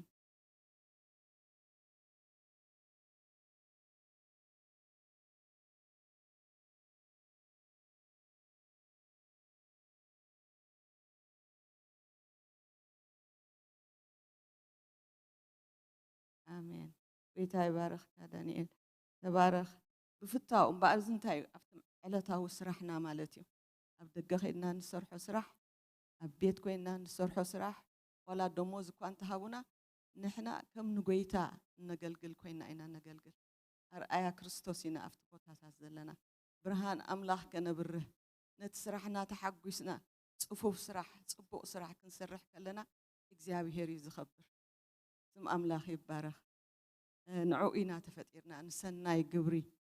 ኣብ ስራሕ ኣብ ትምህርቲ ይኹን ኣብ ስራሕ ይኹን በብዓይነቱ ስራሕ እዩ ዘሎ ኣብ ዓለም ንስራሕ ዝኾነ ይኹን ስራሕ ክንሰርሕ ከለና ከም ንጎይታ ኢየሱስ ክርስቶስ እንተደኣ ሰሪሕናዮ ዓስቢ ኣሎና ንደሞዝና ጥራይ ኣይኮንና ንሰርሕ ንጎይታ ኢየሱስ ኢና ንሰርሓሉ ጽቡቕ ስራሕ ክንሰርሕ ከለና ሰባት ክባረኹ ከለዉ ብስራሕና እግዚአብሔር እዩ ዝኸብር ኣብኡ ድማ ዓስቢ ኣሎና ኣብ ሰማይ ዓስቢ ኣሎ እግዚአብሔር ይመስገን ቀዳማይ ጴጥሮስ 4 ምዕራፍ ቁጽሪ 10 ከምዚ ይብል ካብ 7 ክሳብ 10 ቀዳማይ ጴጥሮስ 4 ካብ 7 ክሳብ 10 ነፍስ ወከፍ ከምቲ እተቐበሎ ውህበት ጸጋ ከም ሕያወት መገብቲ ናይቲ ብዙሕ ዝዓይነቱ ጸጋ ኣምላኽ ንሓድሕድኩም ኣገልግሉ ነፍስ ወከፍ ከምቲ እተቐበሎ ውህበት ጸጋ ከም ሕያዋይ መገብቲ ናይቲ ብዙሕ ዝዓይነቱ ጸጋ ኣምላኽ ንሓድሕድኩም ኣገልግሉ ንሓድሕድና ክንገላገል ከለና እዚ እዩ ፍቓድ እግዚኣብሔር ጴጥሮስ እውን ከምኡ ይብል ኣሎ ንሓድሕድኩም ተገላገሉ ጎይታ ኩሉ ግዜ ይሰርሕ ነይሩ ሰናይ ግብሪ ዝኽልክሎ ነገር የለዎን ሎሚ ሰንበት እዩ እሞ ሰናይ ክገብር ኣይክእልን እየ ኢልና ኮፍ ክንብል ኣይንኽእልን ኢና ንጽቡቕ ነገር ሰንበት ተዋሂቡና እዩ ሃሌሉያ ክብሪ ንኣምላኽ ይኹን እግዚአብሔር ኣምላኽና ይሰርሕ ንሕና እውን ክንሰርሕ ይግባአና ኣብ ወንጌል ዮሐንስ 9 ምዕራፍ ሓደ እኳ ክዓየላ ዘይከኣሎ ለይቲ ትመጽእ ኣላ እሞ መዓልቲ ኸላ ግብሪ እቲ ዝለኣኸኒ ክሰርሕ ይከኣለኒ እዩ ግብሪ እቲ ዝለኣኸኒ ክፍጽም ሰብ ክሰርሓላ ዘይክእል ግዜ ትመጽእ ኣላ ኢሉ ጎይታ ኢየሱስ ብዙሕ ትርጉም ኣለዎ ንሱ ንገዛእ ርእሱ ክሰርሓሉ ዘይክእል ግዜ መጽኡ እዩ ክውዳእ እቲ ግዜ ማለት እዩ ንሕና እውን ከምኡ ክንሰርሓሉ ዘይንኽእል ግዜ ክመጽእ እዩ ንምሳሌ እኳ 2020 በዚ ኮቪድ ምኽንያት ክንደይ ሰባት ኣብ ገዛ ኮፍ ኢሎም ክንደይ ሰባት ክሰርሑ ይከኣሉን ቆልዑ ትምህርቲ ቤት ክኸዱ ይከኣሉን ብዙሕ ሰብ ኣብ ገዛ ኮፍ ኢሉ ይውዕል ነይሩ ጥዕዮ ክቋረጽ ይኽእል እዩ ማለት እዩ ሓደ መዓልቲ ዘይንሰርሓሉ ግዜ ክመጽእ እዩ ዘይንወፍረሉ ግዜ ክመጽእ እዩ ሰናይ ግብሪ ይኹን ዋላ ዝኾነ ይኹን ንዓና ይኹን ንኻልእ ምግልጋል ዘይንኽእለሉ ግዜ ክመጽእ እዩ ጎይታ ኢየሱስ ከዓ ክመጽእ እዩ ቅድሚኡ እውን እዚ ምሳሌ ኮይኑና ዘሎ እዚ ኮቪድ ንብዙሕ ነገር ኣርኣያ ኮይኑና ኣሎ ድልዋት ክንከውን ክርስቶስ ክመጽእ ከሎ እንታይ ክንከውን ኢና በዚ ኮቪድ ክንፈርሕ ዘይኮነሲ እቲ ምእካብና እቲ ንሰናይ ክኾነልና ንኣካል ክርስቶስ ንሰናይ እዩ ነቶም ኣመንቲ ንጽቡቕ እዩ ከምኡ ኢሉ ሓደ ዓቢ ሰብኣይ ተነቢዩ ነይሩ ቅድሚ 35 ዓመት ኣቢሉ ይገብር ኩሉ መስርያ ቤታት ክዕጾ እዩ ሬስቶራንትታት ክዕጾ እዩ ሲነማታት ክዕጾ እዩ ቤተ ክርስቲያን ከይተረፈ ክዕጾ እዩ እዚ ከዓ ንምንታይ እዩ እግዚኣብሔር ኩሉ ሰብ ክጽልይ ክደልዮ እዩ ኩሉ ሰብ ምእንቲ ክጽልይ ብድሕሪኡ ግን ሪቫይቫል ምንቕቓሕ ክመጽእ እዩ ኢሉ እግዚኣብሔር እዚ ከዓኒ ኮይኑ ተፈጺሙ እቲ ሰብ እቲ ዝተነበየ ሰብ ኣብ ጎይታ እዩ ዘሎ የለን ኣብ ምድሪ ዓለም ግን እቲ ተዛረቦ ሽዑ ዘኪሮም ጽሒፎም ዘርጊሖምልና ርኢናዮ እንታይ እዩ ሰብ ዘይዓየላ መዓልቲ ትመጽእ እያ ግን ጎይታ ንሰናይና ገይርዎ ንሕና ንገዛእ ርእስና እኳ እቲ ሓንሳእ ዝነበረ ጸሎት 2 ግዜ ክኸውን 3 ግዜ ክኸውን ክኢሉ ስለምንታይ እዩ ጎይታ ይመጽእ ስለ ዘሎ የዳልወና ኣሎ ኣብ ገገዛና ኮይና ክንጽሊ ኣኽኢሉና እግዚኣብሔር ኣምላኽና ንሰናይ ኩሉ ዝኸውን ኣብ ምድሪ ዓለም ንሰናይና እዩ ክርስቶስ ክምለስ ከሎ ንዓና ንሰናይና እዩ ንቤተ ክርስቲያን ንሰናያ እዩ ሰብ ዘይዓየሉ ግዜ ክመጽእ እዩ ስለዚ እቲ ግዜ ከሎና ሽዑ ኢና ንሰርሕ እቲ ተዋሂብና ዘሎ ግዜ ኣብ መዓላ ክነውዕሎ ንመንግስቲ ኣምላኽ እናተጸብየና ክንሰርሕ እቲ ዋና ክመጽእ ከሎ ፍሬና ክነቕርበሉ ዘዳለናዮ ዝሰራሕናዮ እዚና ንሕና እውን ከይነገርናዮ ንሱ ኣብ መዝገቡ ጽሒፍዎ ኣሎ ሓስቢ ዘየጥፍእ ኣምላኽ እዩ ዘይፈልጥ ኣምላኽ ኣይኮነን ኩሉ ኣብ ቅድሚ እግዚኣብሔር ቁሉዕ እዩ ጽሑፍ ከ እግዚኣብሔር ባዕሉ ሰባት ክዛረቡ ከለዉ ጽን ኢሉ ይሰምዕ እሞ ሓፍዎ እስከ ዝብልዎ ዘለዉ እዩ ዝብል ይጽሓፍ መዝገባት ኣሎ ዝኽፈት ስለዚ ኩሉ ዝሰርሕ ኣብቲ መዝገብ ናይ ጎይታ ተጻሒፉሉ ሓስቢ ኣይጥፍእን እዩ እግዚኣብሔር ኣምላኽና ወንጌል ማቴዎስ 24 ካብ 44 ክሳብ 46 ከምዚ ይብል ስለዚ ወዲ ሰብ ብዘይሓሰብኩምዋ ግዜ ክመጽእ እዩ እሞ ንስኻትኩም ድማ ዝተዳለኹም ኩኑ እቲ ጎይታ ምግቦም በብግዚኡ ክህቦም ኢሉ ኣብ ስድራ ቤቱ ዝሾሞ እሙን ኣስተውዓሊ ባርያ መንኮን እዩ ጎይታኡ ክመጽእ ከሎ ከምዚ እናገበረ ዝረኽቦ ባርያ ብፁዕ እዩ እቲ እንዳሰርሐ ዝጸንሕ ባርያ እቲ እሙን ኮይኑ ዝጸንሕ ባርያ ብፁዕ እዩ ይብሎ ኣሎ ባረኽዩ ዓስቢ ከዓ ክረክብ እዩ ሓደ ግን ኢልዎ ቀፂሉ ዝበሎ ኣሎ ጎይታ ክድንጉ ኢሉስ ተዘናጊዑ በቃ ተዘናጊዑ ክጓሰጥ ይጅምር ክበኣስ ይጅምር ቅጥቅጦም ይጅምር ነቶም ዝምገቡ እዩ ዝብለካ ሕጂ ጎይታ ክመጽእ ከሎ ግን እሱ ከዓ መቕጻዕቱ ክቕበል እዩ ዝብሎ ኣብ ማርቆስ 13 እቲ ጊዜኡ መዓስ ምዃኑ ኣይትፈልጥዎን ኢኹም እሞ ተጠንቀቑ ንቑሑ ጸልዩ ይብል ጎይታ ሰለስተ ቃላት ተጠንቀቑ ንቑሑ ጸልዩ ምዝንጋዕ ወይ ምህካይ ኣብ ቅድሚ እግዚኣብሔር ቅቡል ኣይኮነን ሓይሊ ሂቡና ጥዕና ሂቡና ጸጋ ሂቡና ምኽንያት የብልናን ንእግዚኣብሔር ኣምላኽና ጽቡቕ ፍረ ኣብ ሂወትና ክነርኢ ክንሰርሓሉ ዝኽልክለና ዋላ ሓደ ነገር የለን ንእሽተይ ነገር እኳ ትኹን ቀላል ነገር እኳ ትኹን እቲ ንሰብ እንገብሮ ንኣምላኽ ከም ዝገበርናዮ እዩ ጎይታ የሱስ ከመይ ኢሉ እቲ ነዚ ንኣሽቱ ሕዋተይ ዝገበርክሞ ንዓይ ከም ዝገበርክሞ ኢኹም ተኣሲረ ነይረ በፂሕኩምኒ ሓሚመ ነይረ በፂሕኩምኒ ዓሪቐ ነይረ ከዲንኩምኒ ጠምየ ኣብሊዕኩምኒ ዝብል ጎይታ እዩ ስለዚ እቲ ምግልጋል ንሓድሕድና ምዃኑ እዩ ዘርእየና ዘሎ ጎይታ እቶም ዘገልገልዎ እቶም ፈቓዱ ዝፈጸሙ ብየማኑ ከመባጊዕ ይቆጽሮም እቶም ዘይፈጸሙ ድማ ብጸጋሙ ከመጣል ይቆጽሮም እግዚአብሔር ኣምላኽና ዝጽበዮ ነገር ኣለዎ ካብ ፍጥረቱ ናይ ስራሕ ኣምላኽ እዩ ዘየዕርፍ ኣምላኽ እዩ ገና እውን ካልኦት ዓለማት እንዳፈጠረ እዩ ዘሎ ሳይንቲስትስ እንዳገለጹ እዮም ዘለዉ ካልእ ነገር ይረኽቡ ኣለዉ ይሰርሕ እዩ ዘሎ ኣምላኽና ኣይዕርፍን እዩ ንምንታይ እዩ ሰባት ኩሉ ሻዕ ዝውለዱ ዝፍጠሩ ዘለዉ እግዚአብሔር ይፈጥሮም እኮ እዩ ዘሎ ምንም እኳ ካብ ሰብ እንተተወልደ ህፃን እንተተወልደ እግዚአብሔር ስለ ዝፈጠሮ እዩ ዝውለድ ስለዚ እግዚአብሔር ኣብ ስራሕ እዩ ዘሎ እቶም ናይ ጎይታ ሰዓብቲ ድማ ኣብ ስራሕ እንታይ ስራሕ ክንገብር ስራሕ ኣምላኽና ፍቃድ ኣምላኽና ንሓድ ሕድና ክንገላገል ሰናይ ግብሪ ክንገብር ንዑ ኢና ተፈጢርና እግዚአብሔር ጎይታ ኢየሱስ ክዛረብ ከሎ ብምስላ ኢልናዮ እንዲና ብምስላ ተዛሪቡ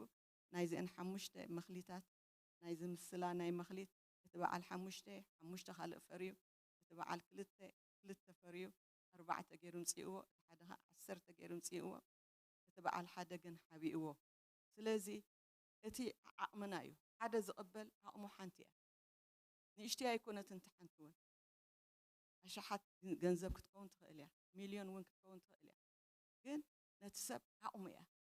ሓንቲ እንድሕር ኮይና ንዓኣ ክፈሪ ኣለዋ ክልተ እንድሕር ኮይነን ፈሪ ኣለወን ምስኡ ኣላጊቡ ቀቅድሚኡ ናይተን 10 ደናግል ምሳሌ ተዛሪቡ ጎይታ ኢየሱስ ኩልና ንፈልጦ ኢና ተን 10 ደናግል ተን 5 ዘይቲ ዝነበረን ተን ካልእ 5 ከዓ ኪናታተን ሒዘን መባርህተን ሒዘንሲ ዘይቲ ዘይብሉ ጥራዩ ሒዘን ዝነበራ ማለት እዩ እዚ ምሳሌ ዝኽብል ከሎ ምዝናይ መኽሊት ዝተተሓሓዘ ነገር እዩ እቲ መኽሊት ናይ ጎይታ እዩ እቲ ዘይቲ ግን ኣብ ውሽጥና ዘሎና ርክብ ምስ ኣምላኽ ኣብቲ ጉንድዶ ጸኒዕና ኣለና ፍረዶ ንፈሪ ኣለና ምስ ክርስቶስ ኣለና ድዩ ዕውነት ምስ ክርስቶስ ምቅርራብ ኣለና ድዩ ንፈልጦ ዲና ንጎይታ እቲ ዘይፈልጥ ዋላ መኽሊቱ እንተ ኣርብሐ ሓስቢ የብሉን እቲ ቀንዲ ምስ ጎይታ ርክብና እዩ እቲ ቀንዲ ምስኡ ዘለና ርክብ እዩ ነፍስና ድሒና ድያ ናይ ክርስቶስ ዲና ናይ ጎይታ ዲና ምስኡ ንረኸብ ዲና ምስ ጎይታ ዝርርብ ኣለና ድዩ ንፈልጦ ዲና ናይ ብሓቂ ንጎይታ ትእዛዛቱ ኸ እንታይ እዩ ንእዘዞ ንፈልጦ ዲና እቲ ዝፈልጥ እሞ ከዓ መኽሊቱ ዘፍሪ መኽሊቱ ከዓ ዘብዝሕ ዘሽርፍ እዚ እዩ መንግስቲ ኣምላኽ ዝኣቱ መንግስቲ ኣምላኽ ቀረባ እያ ኢልዋ በዚአን ክልተ ክንኣምኖ ኣለና እታ ዝደሓነት ነፍሲ ኩሉ ግዜ ክትፈሪ እያ እታ ናይ ጎይታ ዝኾነት ነፍሲ ኣብ ሂወታ ጽቡቕ ፍረ ኣለዋ እታ ሓንቲ ብዘይ ሓንቲ ትኸውን እያ ነፍስና እንተ ደኣ ድሒና ኮይና ናይ ግዲ ክትፈሪ እያ እታ ዘይደሓነት ነፍሲ ምናልባሽ ፈንጠራ ዒላ እንተፍረየት እውን ጎይታ ይቅበላን እዩ ስለምንታይ ጎይታ ኣይቅበላን እዩ ጎይታ ምስ ነቲ ማዕጾ ምስ ዓፀዎ ማዕጾ ኳሕኳሕ ዘብሉ ነይሮም ኣብቲ መንግስቲ ኣምላኽ ጎይታ ብሽምካ ህሙማት ኣሕዊና ኢና ብሽምካ ኣጋንንቲ ሰጉጉና ኢና ብሽምካ ወንጌል ንነግር ነርና ኢና ኢሎሞ ኣይፈልጠኩምን እየ ኢልዎ ስለምንታይ እዩ ዘይፈለጦ ስለምንታይ እዩ እቲ ስራሕ ክገብርዎ ክኢሎም ነይሮም ስራሕ ናይ ጎይታ እዩ ካብ ቃል ኣምላኽ ወሲዶም ጸጋ ዝሃቦም ይክሰርሑ ነይሮም ምስ ጎይታ ግን ርክብ ኣይነበሮምን ርክብ ምስ ጎይታ ስለ ዘይነበረ ምድሓን ናይ ነብሶም ስለ ዘይነበረት ጎይታ ይፈልጠኩም ኢልዎ ገበርቲ ዓመፃኻ ኢልዎ ዓመፃኻ ዝገብርዎ ነገር ነይርዎም ማለት እዩ ዘይንፈልጦ ነገር ናልባሽ በት ወንጌል ይነግዱ ነይሮም ይኾኑ ናልባሽ እግዚአብሔር ዘይደለዮ ነገር ይገብሩ ነይሮም ይኾኑ ብስም ክርስቶስ ሽምካ ከምዚ ጌርና ኢና ክብልዎ ከለዉ ኣይፈልጠኩምን እየ ኢልዎ ካብዚ ከምዚ የድሕነና ንጎይታ ክንፈልጦ ፍቃዱ ከዓ ክንፍፅም ይኽእለና ጎይታ ይባርኽ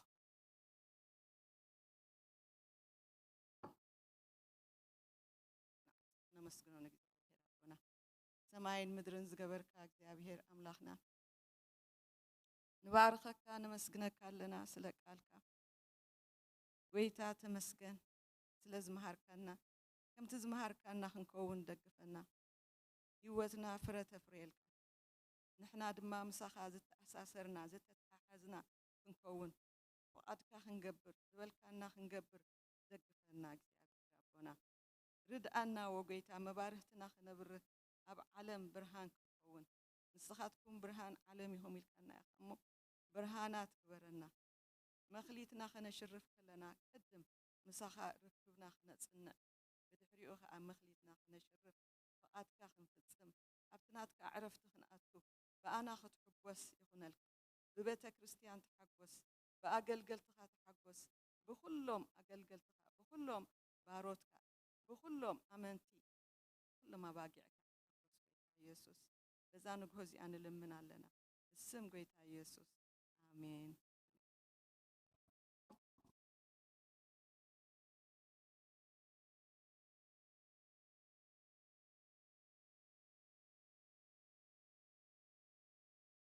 ክብርን ጎይታ ይኹን እግዚአብሔር ተዛሪብና ኣሎ ሓደ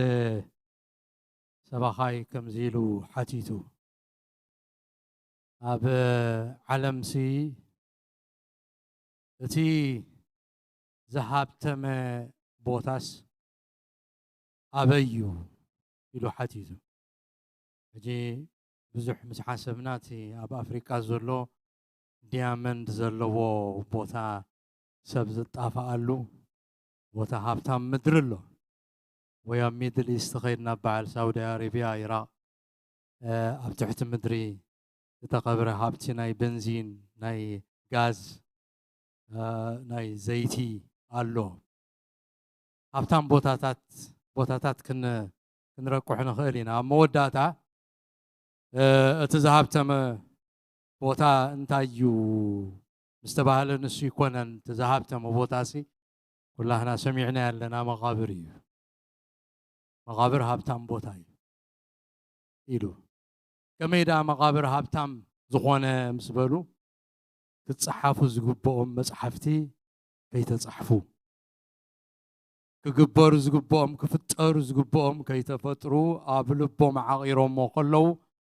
تأبز مدرفسي سمو خدو زقبهم كيف سسوا وشتم حزمو سلز خدس نمقابر أهابتي ممو هيلو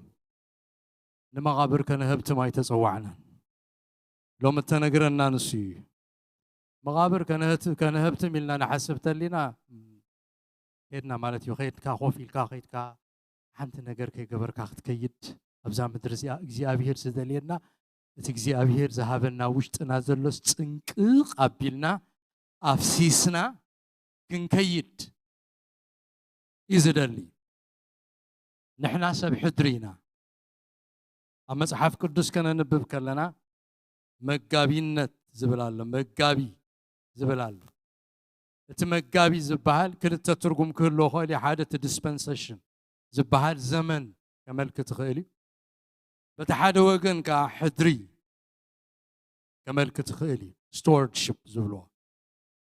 نحن سب حدرينا نفس وقف أبزي أزلو سب حدري حدر لنا حدر هيوتنا حدر وانجل أملاخ ذهبنا مخليت فليت أجا حدري تبع أملاخ توهبنا إنا إذا توهبنا حدري تبح أبكر مقويتا مسكربنا أبي غير كايو تذهب كوها حدر سي كمي غير كحش كايو أمنتا أو عيل كايو الناس كل حتتنا إذا قويتانا مدحانينا يسوع كريستوس ذهبوا مسلا هيبوهم مسجشت سبعي سدحريو كتسبات أب متى هيبكم نيره مخليت هيبكم نيره نعها هيبكانيره نعها هيبكانيره نعها هيبكانيره أبي تخيو انتاي غير كايو نغزدي بلعوا كي تتقم قالوا دي حالفو انتاي غير كاتباهي الناس حد معلتي كنحتت إنا حدر دقنا لنا حدر هيوتنا لنا حدر بيتنا لنا حدر بيت كريستيانا لنا حدر وانجيل لنا عدمنا تصبصيبو ابتنا مودة اتنا مچرشا غويا مسبصحنا كم باولوس كنبل التوابن حدري اخبيره فصيمه ذهب كان حدري غيريو ناي صولت حدري يقبلنا خل ناي مزمور حدري قبلنا خل ناي سبكات حدر خبلنا خل ناي مصننا حدر خبلنا خل تبلالي صقا ناي مهاب صقا قبلنا خل ناي ملغاس صقا ناي مدنغات صقا እግዚአብሔር አውሽጥና ዝቆመጦ صقا አሎ ጽባሕ ገጽ ኢየሱስ ክንሪኢና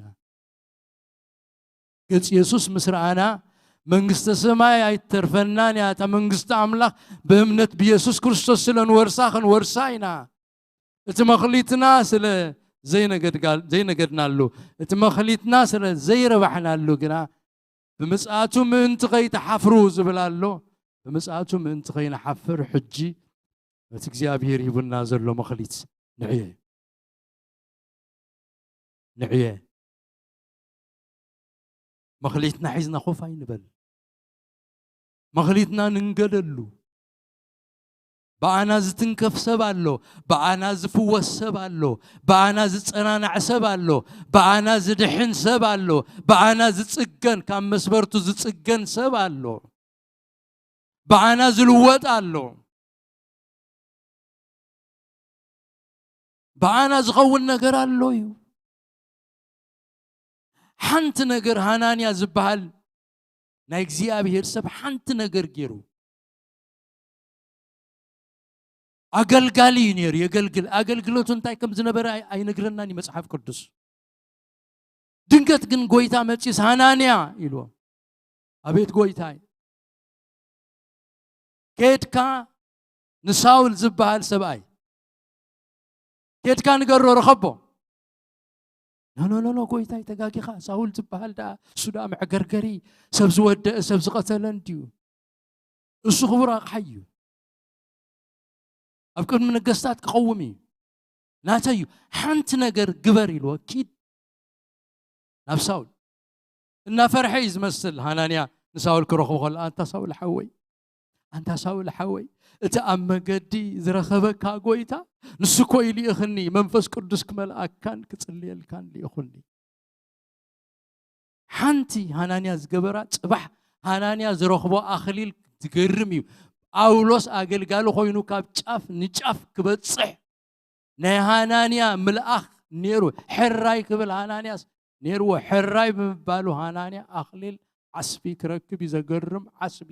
እዞም ኩሎም ኣኽሊላት ዳኣኻበይ መጹ ክሳዕ ዝብል ክሳዕ ዝግረም ሃናንያ ክኸውን እዩ ሓንቲ ብትገብራ እንታይ ከም ትኸውን ኣይትፈልጥን ኢኻ ሓደ ሰብ ብጻሕ ሓደ ሰብ ጸልየሉ ሓደ ሰብ ባርኩ እንታይ ከም ዝኸውን ኣይትፈልጥን ኢኻ ሓደ ቆልዓ ተዛረቦ ሓደ መንእሰይ ብጻሕ ጽባሕ ንጎን እሱ ስሑል ፍላጽ ኣቢድ ኣምላኽ ክኸውን እዩ ንብዙሕ ዘስልጥ ክኸውን ይኽእል እዩ ብሩኻት ኣሕዋት እግዚአብሔር ሎም ምሸት ተዛሪሎም ንጎ ተዛሪብና ኣሎ መኽሊትካ ቤሎ ተዋሃበካ ሕድሪ ኣበይ ኣሎ ብመኽሊትካ እንታይ ትገብር ኣለኻ በቲ ተዋሃበካ ውህበት እንታይ ትገብር ኣለኻ ኣብ ቤተ ክርስቲያን ዓማዊል የብሉን ዓማዊል ኣይኮናን ዓማዊል ኣይኮንኩም ኣብ ድኳን ዓማዊል ትረክብ ኢኻ ዓማዊል ኣይኮናን ንሕና ካህናት ኢና ካህናት ናይ እግዚአብሔር ካህናት ናይ እግዚአብሔር አገልግልቲ መንፈስ ቅዱስ ዝሓደሮም አገልግልቲ አምላኽ ኢና ኣብዛ ምድሪ እዚኣ ከመገልገልቲ አምላኽ ኮይንና ከነገልግል እግዚአብሔር ፀዊዕልና ኣሎ ባይ ዝትንከፍ ሰብ ይሃሉ በሉ ባይ ዝትንከፍ ሰብ ባይ ዝፍወስ ሰብ ባይ ዝብፅሕ ሰብ ባይ ዝባረኽ ሰብ ባይ ዝልወጥ ሰብ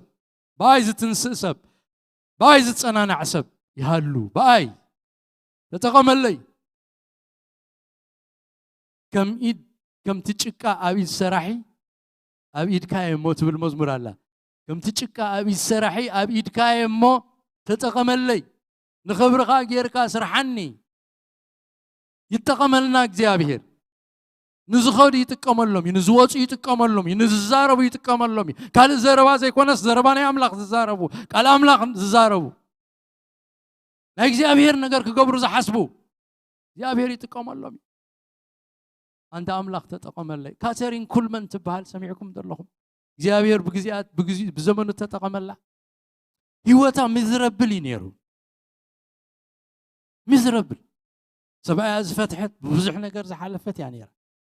ሓደ ግዜ ክጽሊ ከላ ግን እንታይ ኢላ ወ እግዚአብሔር ንስኻ ብስቡር ኣቕሓ ትጥቀም ኢኻ بنقص عنجيت تتقم يخا نقص عنجيت سلملم جيرو كعكع زفر زجبره نايم أرون نقص بترس تتقم كأملاق يخا أنا خا سبرت أقحي أنا خا نقص عنجيت يوم وانتاج زي أبير تتقم لي I'm nothing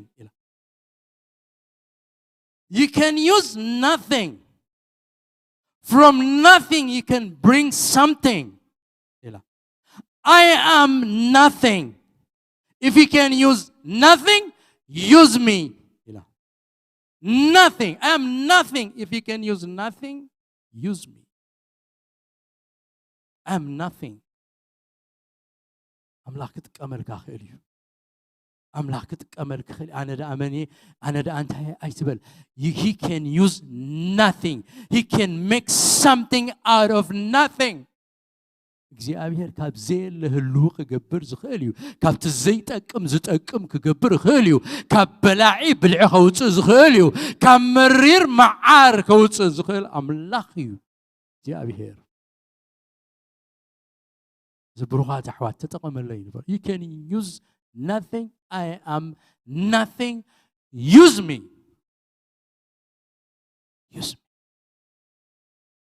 ብዙሓት ዘይጠቕሙ ዝበሃሉ እግዚአብሔር ተጠቒሙሉ nothing ዝበሃሉ ዝተነቆት ነደቕቲ ዝነዓቕዎ እምኒ ዝብል ነደቕቲ ተቐልዐ ነደቕቲ ዝነዓቕዎ እምኒ ርእሲ ማእዝን ዝገብር ጎይታ እዩ ተናዓቀል ዒሉ ዝኽብር ጎይታ እዩ ትቀመልካ ክእል እዩ የብለይን ኣነ ሞንታይ ክገብር ኣይትበል ይጥቀም እዩ ኣባኻ ይኮነን እግዚአብሔር ክጽዋዓካ ከሎ ባኻ ተኣማሚኑ ይኮነን ኣብ ርእሱ ተኣማሚኑ ባኻ ክገብር ስለ ዝደለየ በራባኻ ተኣማሚኑ ይኮነን ክገብረለይ እዩ ኢሉ ይኮነን ዝሓርር እግዚአብሔር ኣምላኽ ዓብይ ባኻ ገይሩ ክገብር ይኽእል እዩ ባኣና ገይሩ ክገብር ይኽእል እዩ ብሩኻት ኣሕዋተይ ሰብ ሕድር ምዃንና ይንረስዕ ሕድር ኣለና ሕድሪ ካብ ኣምላኽ ተቐበሉ ሰባት ኢና ነቲ ገንዘብ ሕድሪ ምሕላው ከም ዝከኣሎ ከዓ ኣሚነ የለኹ ሕድሪ ዝሃበና እግዚአብሔር ዝሕልዎ ሕድሪ ይሰለን እንታይ እዩ መኽሊትካ ዘማራይ ዲኻ ጸላያይ ዲኻ ሰባኻይ ዲኻ በፀሓይ ዲኻ ለጋስ ልግስት ዘለካ ምጽንናዕ ዘለካ ዋን ቱ ዋን ናይ ምዝርራብ ክእለት ናይ ካውንስሊንግ ክእለት ዘለካ እግዚአብሔር ይብካ ዘሎ ሓዞሞ ተጠቐመሉ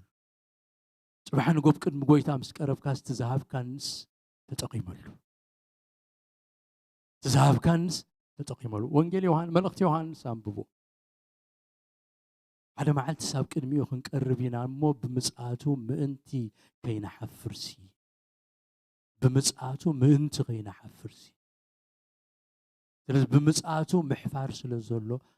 ምጽዳቕ ኣይኮንኩን ዝብል ዘለኹ ምጽዳቕ በእምነት በኢየሱስ ክርስቶስ መንግስቲ ኣምላኽ ኣጭኻ ክትነብር ከለኻ ኣብ መንግስቲ ኣምላኽ ግን መኽሊት ኣለካ ከተገልግል ተዋህበካ ከምቲ ተሓንቲ ዝነበረቶ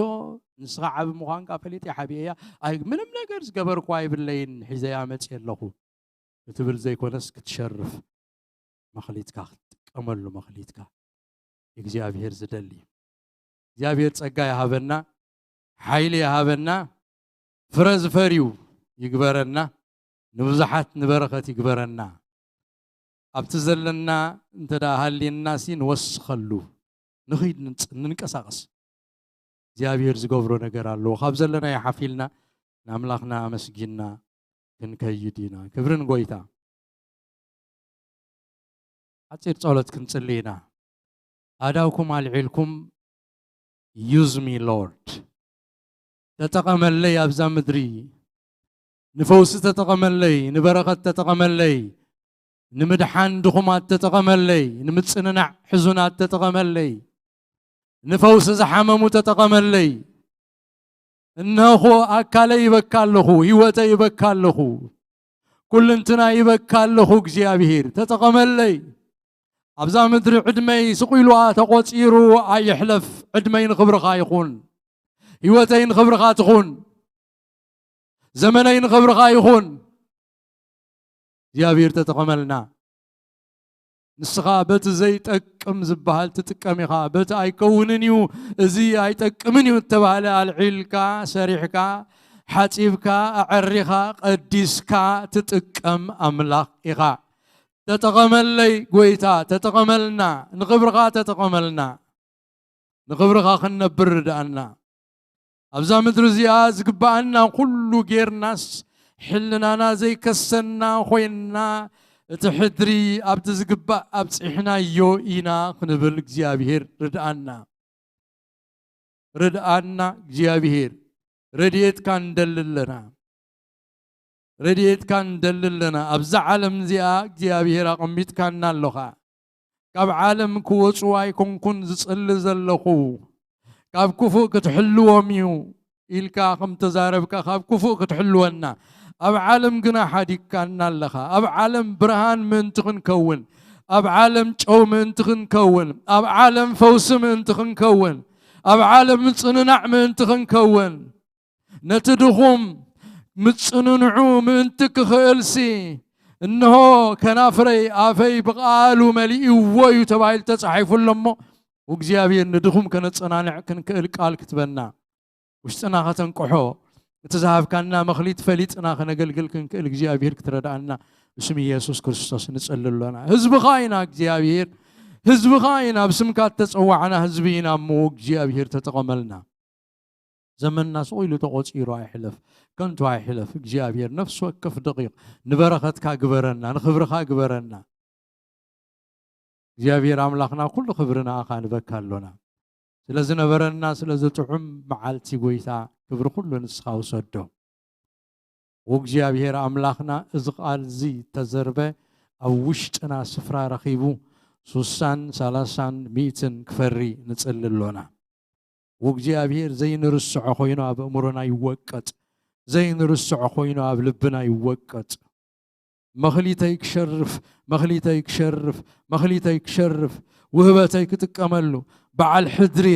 حدري كفصم زبل እግዚአብሔር ዘይقسن منفس كاز قسقسنا بتوشتنا زندد ነገር كمتن ኤርሚያስ ዝኾነሉ ስቅ ክብልን ተደልቁስ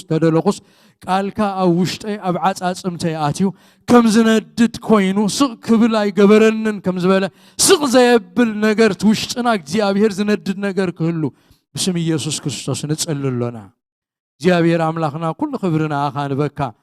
لازم عالت زتبارخ بمسمر زكتاتلو زلو دما زقالك او وشطهم تسويتوم እግዚአብሔር ክትስኡኸ ገልግሉኻ ንበረኸት ክትገብሮም ወእግዚአብሔር አምላኽ በስም ኢየሱስ ንጽልሎና እግዚአብሔር አምላኽና ኩሉ ክብር ንስምካ ጸሎትና ስለሰማዕካ ተመስገን በስም ኢየሱስ አሜን አዳውና አልዕልና በረኸት ክንቀበልና እግዚአብሔር ይባርክኩም እግዚአብሔር ገጹ ይምለሰልኩም ሰላሙ ድማ ይሃብኩም እግዚአብሔር ምታውኩምን ሙጻኩምን ምድቃስኩምን ምትንሳኩምን ይሐሉ እግዚአብሔር ኩፍትና ይበረከት ሰማይ አብልዕሊኩም ይግበር ነትተነግረኩም ቃል ክትነብሩ ሉምእንቲ ክትክእሉስ እግዚአብሔር ጸጋ አብልዕል ጸጋ ይሃብኩም ኣብትኸድዎ ዘበለ ሁሉ ሞገስ እግዚአብሔር ኣብገጽኩም ይኹን زبرخت زي بسما بون ودن منفس قدسن أبلع النفس وكفكم انبرولخو تبارخو مسبرختكم كيدو أقلقلتنا ودينا هنا بقدس مساعة من حدكم سلام تبهالو بسلام كيدو